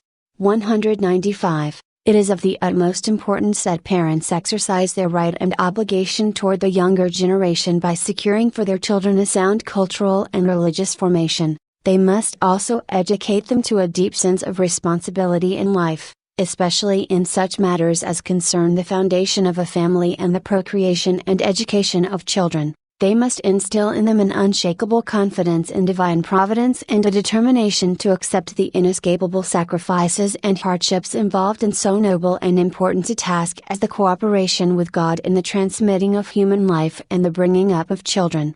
To the attainment of this end nothing can be more effective than those principles and that supernatural aid which the Church supplies. On this score alone the right of the Church to full liberty in the exercise of her mission must be recognized.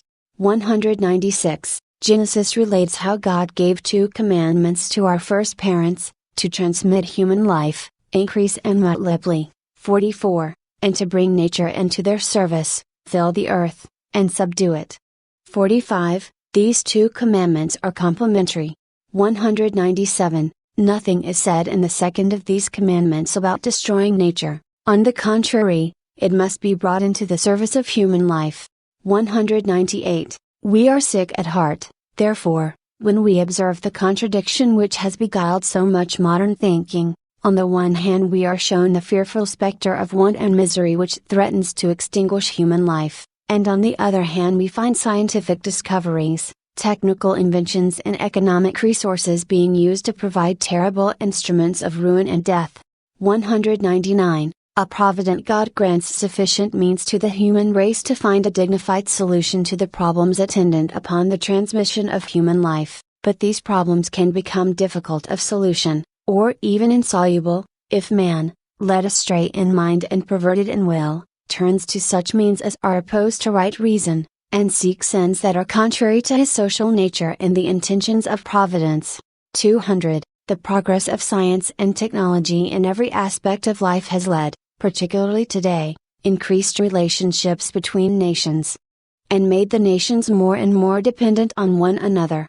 201. As a rule no single commonwealth has sufficient resources at its command to solve the more important scientific, technical, economic, social, political and cultural problems which confront it at the present time. These problems are necessarily the concern of a whole group of nations, and possibly of the whole world. 202. Individual political communities may indeed enjoy a high degree of culture and civilization, they may have a large and industrious population, unadvanced economic structure, great natural resources and extensive territories, yet, even so, in isolation from the rest of the world they are quite incapable of finding an adequate solution to their major problems. The nations, therefore, must work with each other for their mutual development and perfection. They can help themselves only insofar as they succeed in helping one another. That is why international understanding and cooperation are so necessary. 203. Yet although individuals and nations are becoming more and more convinced of this twofold necessity, it would seem that men in general, and particularly those with high responsibility in public life, are showing themselves quite incapable of achieving it. The root of such inability is not to be sought in scientific, technical or economic reasons, but in the absence of mutual trust. Men, and consequently states, are in mortal fear of each other. Each fears that the other harbors plans of conquest and is only waiting for a favorable moment to put these plans into effect. Hence each organizes its own defense and builds up munitions of war as a deterrent against the would-be aggressor. 204. The result is a vast expenditure of human energy and natural resources on projects which are disruptive of human society rather than beneficial to it, while a growing uneasiness gnaws at men's hearts and makes them less responsive to the call of nobler enterprises. 205. The root cause of so much mistrust is the presence of ideological differences between nations, and more especially between their rulers. There are some indeed who go so far as to deny the existence of a moral order which is transcendent, absolute, universal and equally binding upon all, and where the same law of justice is not adhered to by all, men cannot hope to come to open and full agreement on vital issues. 206. Yes, both sides speak of justice and the demands of justice, but these words frequently take on different or opposite meanings according to which side uses them. Hence, when rulers of nations appeal to justice and the demands of justice, they not only disagree on terms, but often increase the tension that exists between their states, and so the belief is engendered that if a nation is to assert its rights and pursue its own interests, there is only one way open to it, to have recourse to violence, ignoring the fact that violence is the source of the very greatest evils. 207. Mutual trust among rulers of states cannot begin nor increase except by recognition of, and respect for, the moral order. 208. But the moral order has no existence except in God. Cut off from God it must necessarily disintegrate. Moreover, man is not just a material organism, he consists also of spirit, he is endowed with reason and freedom, he demands, therefore, a moral and religious order, and it is this order, and not considerations of a purely extraneous, material order which has the greatest validity in the solution of problems relating to his life as an individual and as a member of society, and problems concerning individual states and their interrelations. 209. It has been claimed that in an era of scientific and technical triumphs such as ours man can well afford to rely on his own powers, and construct a very good civilization without God. But the truth is that these very advances in science and technology frequently involve the whole human race in such difficulties as can only be solved in the light of a sincere faith in God, the Creator and Ruler of men and His world. 210. The almost limitless horizons opened up by scientific research only go to confirm this truth. More and more men are beginning to realize that science has so far done little more than scratch the surface of nature and reality. There are vast hidden depths still to be explored and adequately explained. Such men are appalled when they consider how these gigantic forces for good can be turned by science into engines of destruction. They realize then the supreme importance of spiritual and moral values. If scientific and technical progress is to be used in the service of civilization, and not involve the whole human race in irremediable disaster.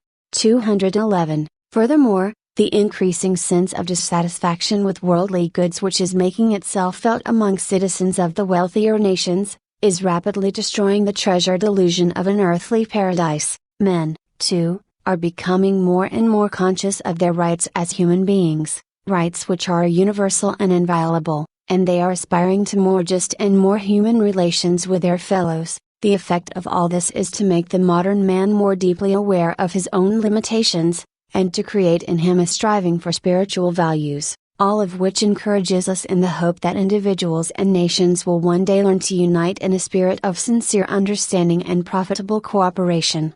212. After all this scientific and technical progress, and even because of it, the problem remains: how to build up a new order of society based on a more balanced human relationship between political communities on a national and international level.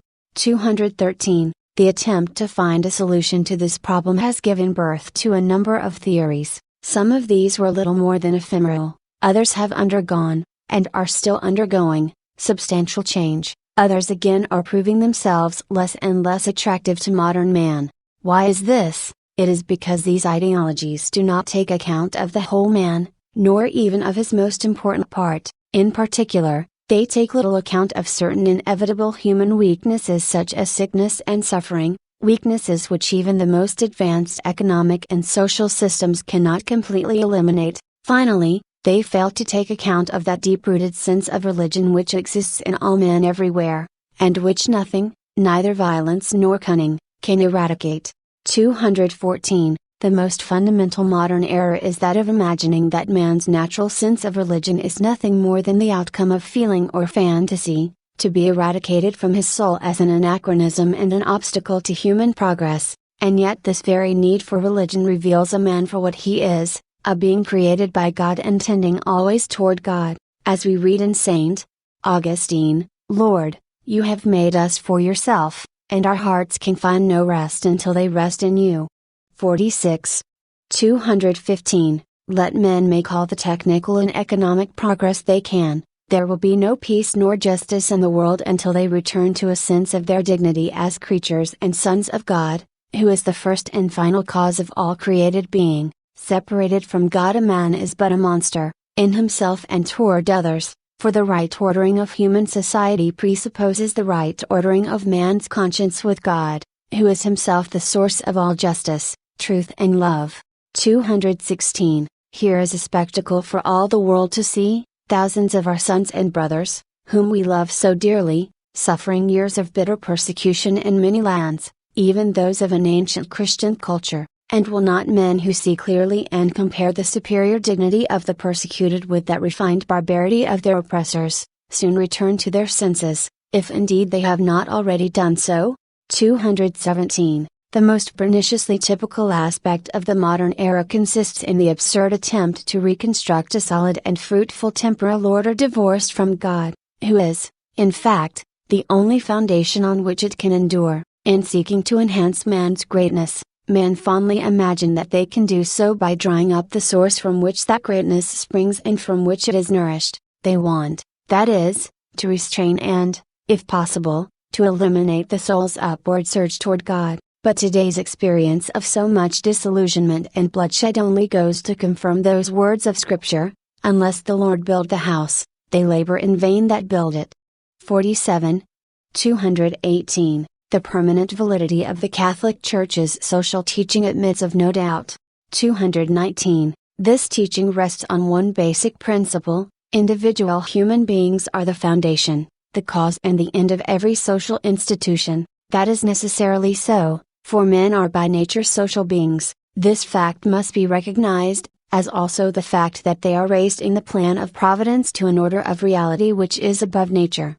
220. On this basic principle, which guarantees the sacred dignity of the individual, the Church constructs her social teaching. She has formulated, particularly over the past 100 years, and through the efforts of a very well-informed body of priests and laymen, a social doctrine which points out with clarity the sure way to social reconstruction. The principles she gives are of universal application, for they take human nature into account, and the varying conditions in which man's life is lived. They also take into account the principal characteristics of contemporary society, and are thus acceptable to all. 221. But today, more than ever, it is essential that this doctrine be known, assimilated, and put into effect in the form and manner that the different situations allow and demand. It is a difficult task indeed, yet a most noble one. To the performance of it we call, not only our own sons and brothers scattered throughout the world, but also men of goodwill everywhere. 222. First, we must reaffirm most strongly that this Catholic social doctrine is an integral part of the Christian conception of life. 223. It is therefore our urgent desire that this doctrine be studied more and more. First of all, it should be taught as part of the daily curriculum in Catholic schools of every kind, particularly seminaries, although we are not unaware that in some of these latter institutions, this has been done for a long time now and in an outstanding way. We would also like to see it added to the religious instruction programs of parishes and of Association of the Lay Apostolate. It must be spread by every modern means at our disposal: daily newspapers, periodicals, popular and scientific publications, radio and television. 224. Our beloved sons, the laity, can do much to help this diffusion of Catholic social doctrine by studying it themselves and putting it into practice, and by zealously striving to make others understand it. 225. They should be convinced that the best way of demonstrating the truth and efficacy of this teaching is to show that it can provide the solution to present-day difficulties. They will thus win those people who are opposed to it through ignorance of it. Who knows, but a ray of its light may one day enter their minds. 226. It is not enough merely to formulate a social doctrine, it must be translated into reality, and this is particularly true of the Church's social doctrine, the light of which is truth, justice its objective, and love its driving force. 227. It is vitally important, therefore, that our sons learn to understand this doctrine. They must be educated to it. 228. No Christian education can be considered complete unless it covers every kind of obligation. It must therefore aim at implanting and fostering among the faithful an awareness of their duty to carry on their economic and social activities in a Christian manner. 229. The transition from theory to practice is of its very nature difficult, and it is especially so when one tries to reduce to concrete terms a social doctrine such as that of the Church. There are several reasons why this is so. Among them we can mention man's deep-rooted selfishness, the materialism in which modern society is steeped, and the difficulty of determining sometimes what precisely the demands of justice are in a given instance. 230. Consequently, a purely theoretical instruction in man's social and economic obligations is inadequate. People must also be shown ways in which they can properly fulfill these obligations. 231. In our view, therefore, formal instruction, to be successful, must be supplemented by the students' active cooperation in their own training. They must gain an experimental knowledge of the subject, and that by their own positive action. 232. It is practice which makes perfect, even in such matters as the right use of liberty. Thus one learns Christian behavior in social and economic matters by actual Christian action in those fields. 233. The lay apostolate, therefore, has an important role to play in social education, especially those associations and organizations which have as their specific objective the Christianization of contemporary society. The members of these associations, besides profiting personally from their own day-to-day experience in this field, can also help in the social education of the rising generation by giving it the benefit of the experience they have gained. 234. But we must remind you here of an important truth: the Christian conception of life demands of all, whether highborn or lowly, a spirit of moderation and sacrifice. That is what God calls us to by His grace. 235. There is, alas, a spirit of hedonism abroad today which beguiles men into thinking that life is nothing more than the quest for pleasure and the satisfaction of human passions. This attitude is disastrous. Its evil effects on soul and body are undeniable. Even on the natural level, temperance and simplicity of life are the dictates of sound policy. On the supernatural level, the Gospels and the whole ascetic tradition of the Church require a sense of mortification and penance which assures the rule of the Spirit over the flesh, and offers an efficacious means of expiating the punishment due to sin, from which no one, except Jesus Christ and His Immaculate Mother, is exempt. 236. There are 3 stages which should normally be followed in the reduction of social principles into practice. First, one reviews the concrete situation. Secondly, one forms a judgment on it in the light of these same principles. Thirdly, one decides what in the circumstances can and should be done to implement these principles. These are the three stages that are usually expressed in the three terms: look, judge, act. 237. It is important for our young people to grasp this method and to practice it. Knowledge acquired in this way does not remain merely abstract, but is seen as something that must be translated into action. 238. Differences of opinion in the application of principles can sometimes arise even among sincere Catholics. When this happens, they should be careful not to lose their respect and esteem for each other. Instead, they should strive to find points of agreement for effective and suitable action, and not wear themselves out in interminable arguments, and, under pretext of the better or the best, omit to do the good that is possible and therefore obligatory.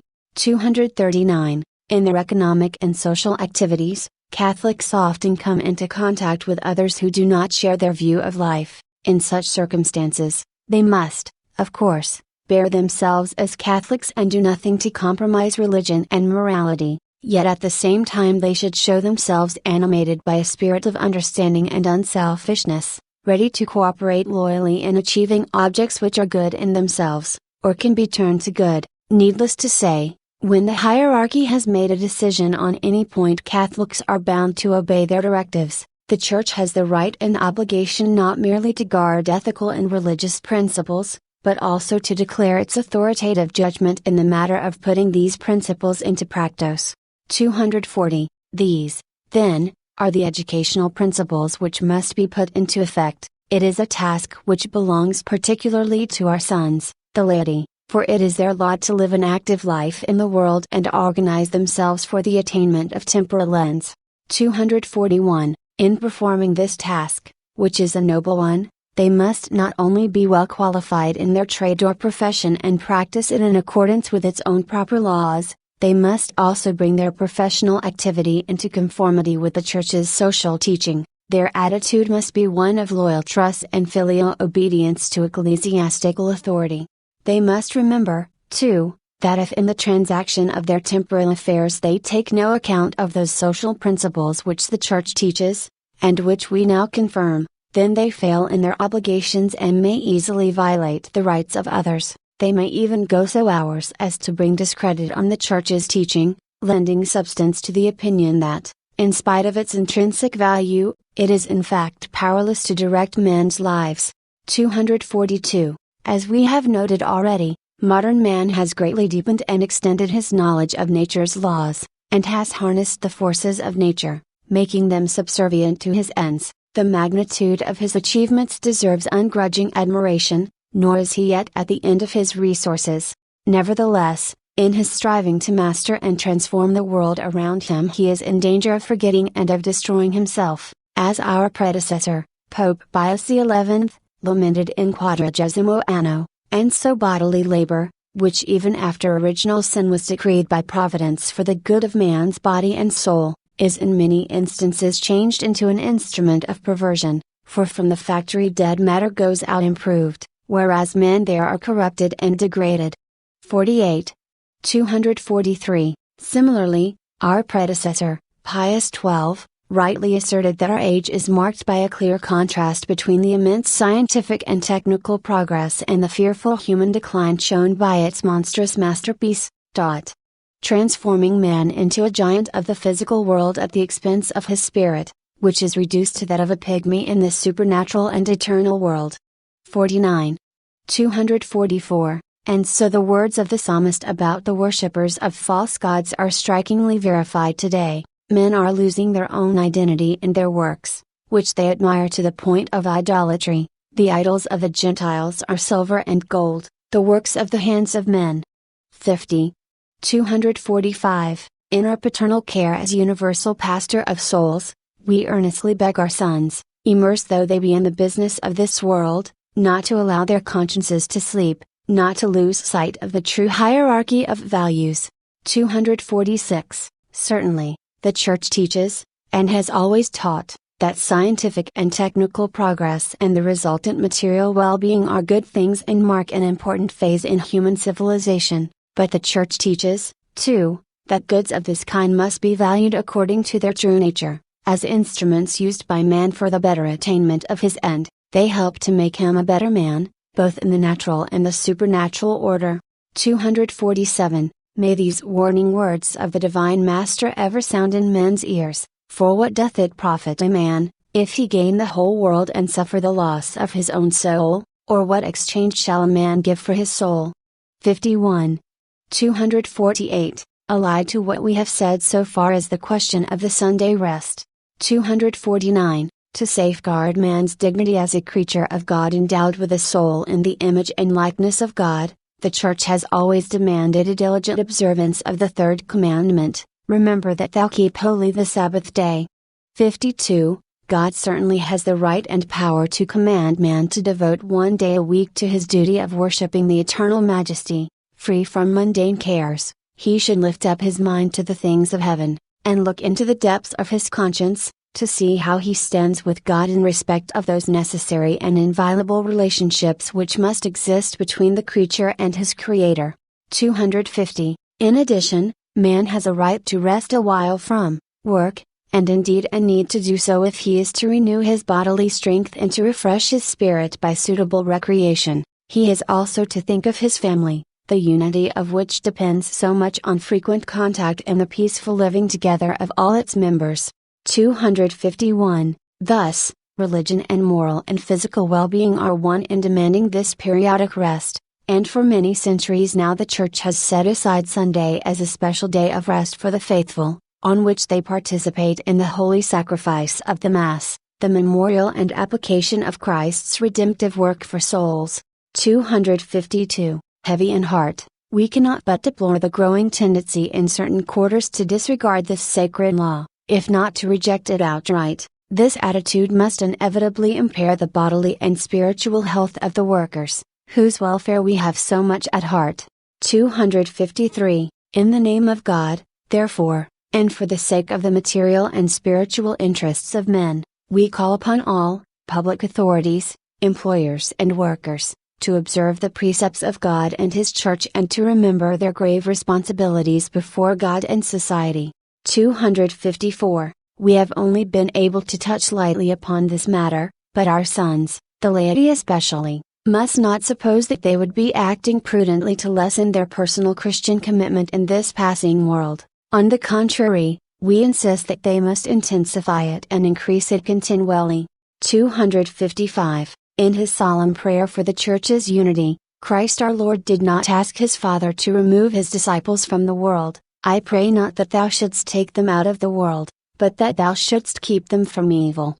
53. Let no man therefore imagine that a life of activity in the world is incompatible with spiritual perfection. The two can very well be harmonized. It is a gross error to suppose that a man cannot perfect himself except by putting aside all temporal activity, on the plea that such activity will inevitably lead him to compromise his personal dignity as a human being and as a Christian.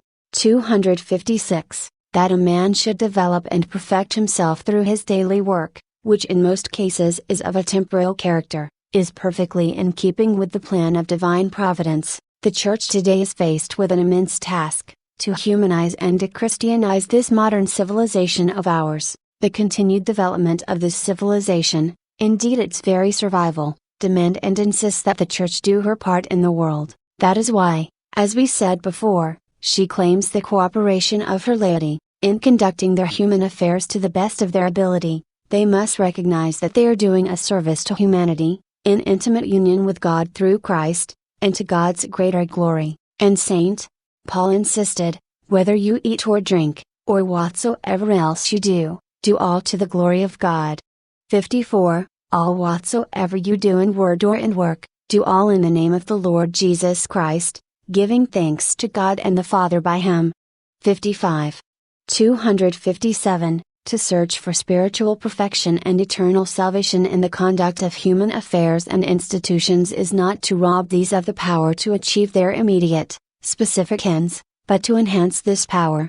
The words of our Divine Master are true for all time. Seek ye therefore first the kingdom of God and His justice, and all these things shall be added unto you. 56. The man who is light in the Lord. 57. and who walks as a child of the light. 58. Has a sure grasp of the fundamental demands of justice in all life's difficulties and complexities, obscure though they may be by so much individual, national and racial selfishness. Animated, too, by the charity of Christ, he finds it impossible not to love his fellow men. He makes his own their needs, their sufferings and their joys. There is a sureness of touch in all his activity in every field. It is energetic, generous and considerate, for charity is patient, is kind, charity envieth not, dealeth not perversely, is not puffed up, is not ambitious, seeketh not her own, is not provoked to anger, thinketh no evil, rejoiceth not in iniquity, but rejoiceth with the truth, beareth all things, believeth all things, hopeth all things, endureth all things. 59. 258. In conclusion, Venerable Brethren, we would remind you of that sublime truth of Catholic doctrine, our incorporation as living members in Christ's mystical body, the Church, for as the body is one and hath many members, and all the members of the body, whereas they are many, yet are one body, so also is Christ. 60. 259. We most earnestly beg all our sons the world over, clergy and laity, to be deeply conscious of the dignity, the nobility, which is theirs through being grafted onto Christ as shoots on a vine. I am the vine, you the branches. 61. They are thus called to a share in His own divine life, and since they are united in mind and spirit with the divine Redeemer even when they are engaged in the affairs of the world, their work becomes a continuation of His work, penetrated with redemptive power. He that abideth in men, and I in him, the same beareth much fruit. 62. Thus is man's work exalted and ennobled, so highly exalted that it leads to his own personal perfection of soul, and helps to extend to others the fruits of redemption. All over the world, it becomes a means whereby the Christian way of life can leaven this civilization in which we live and work, leaven it with the ferment of the gospel. 260. This era in which we live is in the grip of deadly errors, it is torn by deep disorders, but it is also an era which offers to those who work with the Church immense possibilities in the field of the apostolate, and therein lies our hope. 261.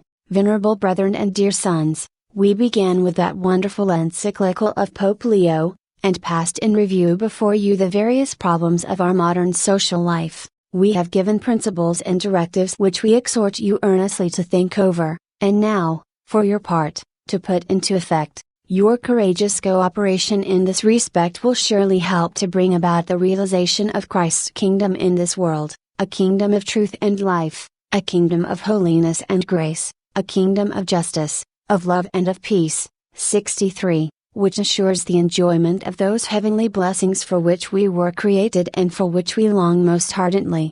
262. For here our concern is with the doctrine of the Catholic and Apostolic Church. She is the mother and teacher of all nations, her light illumines, enkindles and inflames, no age but hears her warning voice, vibrant with heavenly wisdom. She is ever powerful to offer suitable, effective remedies for the increasing needs of men, and the sorrows and anxieties of this present life. Her words re-echo those of the psalmist of old, words which never fail to raise our fainting spirits and give us courage. I will hear what the Lord God will speak in me. For He will speak peace unto His people, and unto His saints, and unto them that are converted to the heart. Surely His salvation is near to them that fear Him, that glory may dwell in our land. Mercy and truth have met each other, justice and peace have kissed, truth is sprung out of the earth, and justice hath looked down from heaven. For the Lord will give goodness, and our earth shall yield her fruit. Justice shall walk before Him, and shall set His steps in the way. 64. 263. For some considerable time now, Venerable Brethren, our solicitude for the Universal Church has been directed into the writing of this letter, and we wish to conclude it by voicing the following desires. May man's divine Redeemer who of God is made unto us wisdom and justice and sanctification and redemption. 65. Reign and triumph gloriously throughout all ages, in all and over all, and, with the right ordering of human society, may all nations at last enjoy true prosperity, happiness and peace. 264. In earnest of these wishes, and as a pledge of our fatherly goodwill, May the apostolic blessing, which we give in the Lord with all our heart, descend upon you, venerable brethren, and upon all the faithful entrusted to your care, and especially upon those who respond with generosity to our appeals. Given at Rome, at St. Peter's, on the 15th day of May, in the year 1961, the third of our pontificate.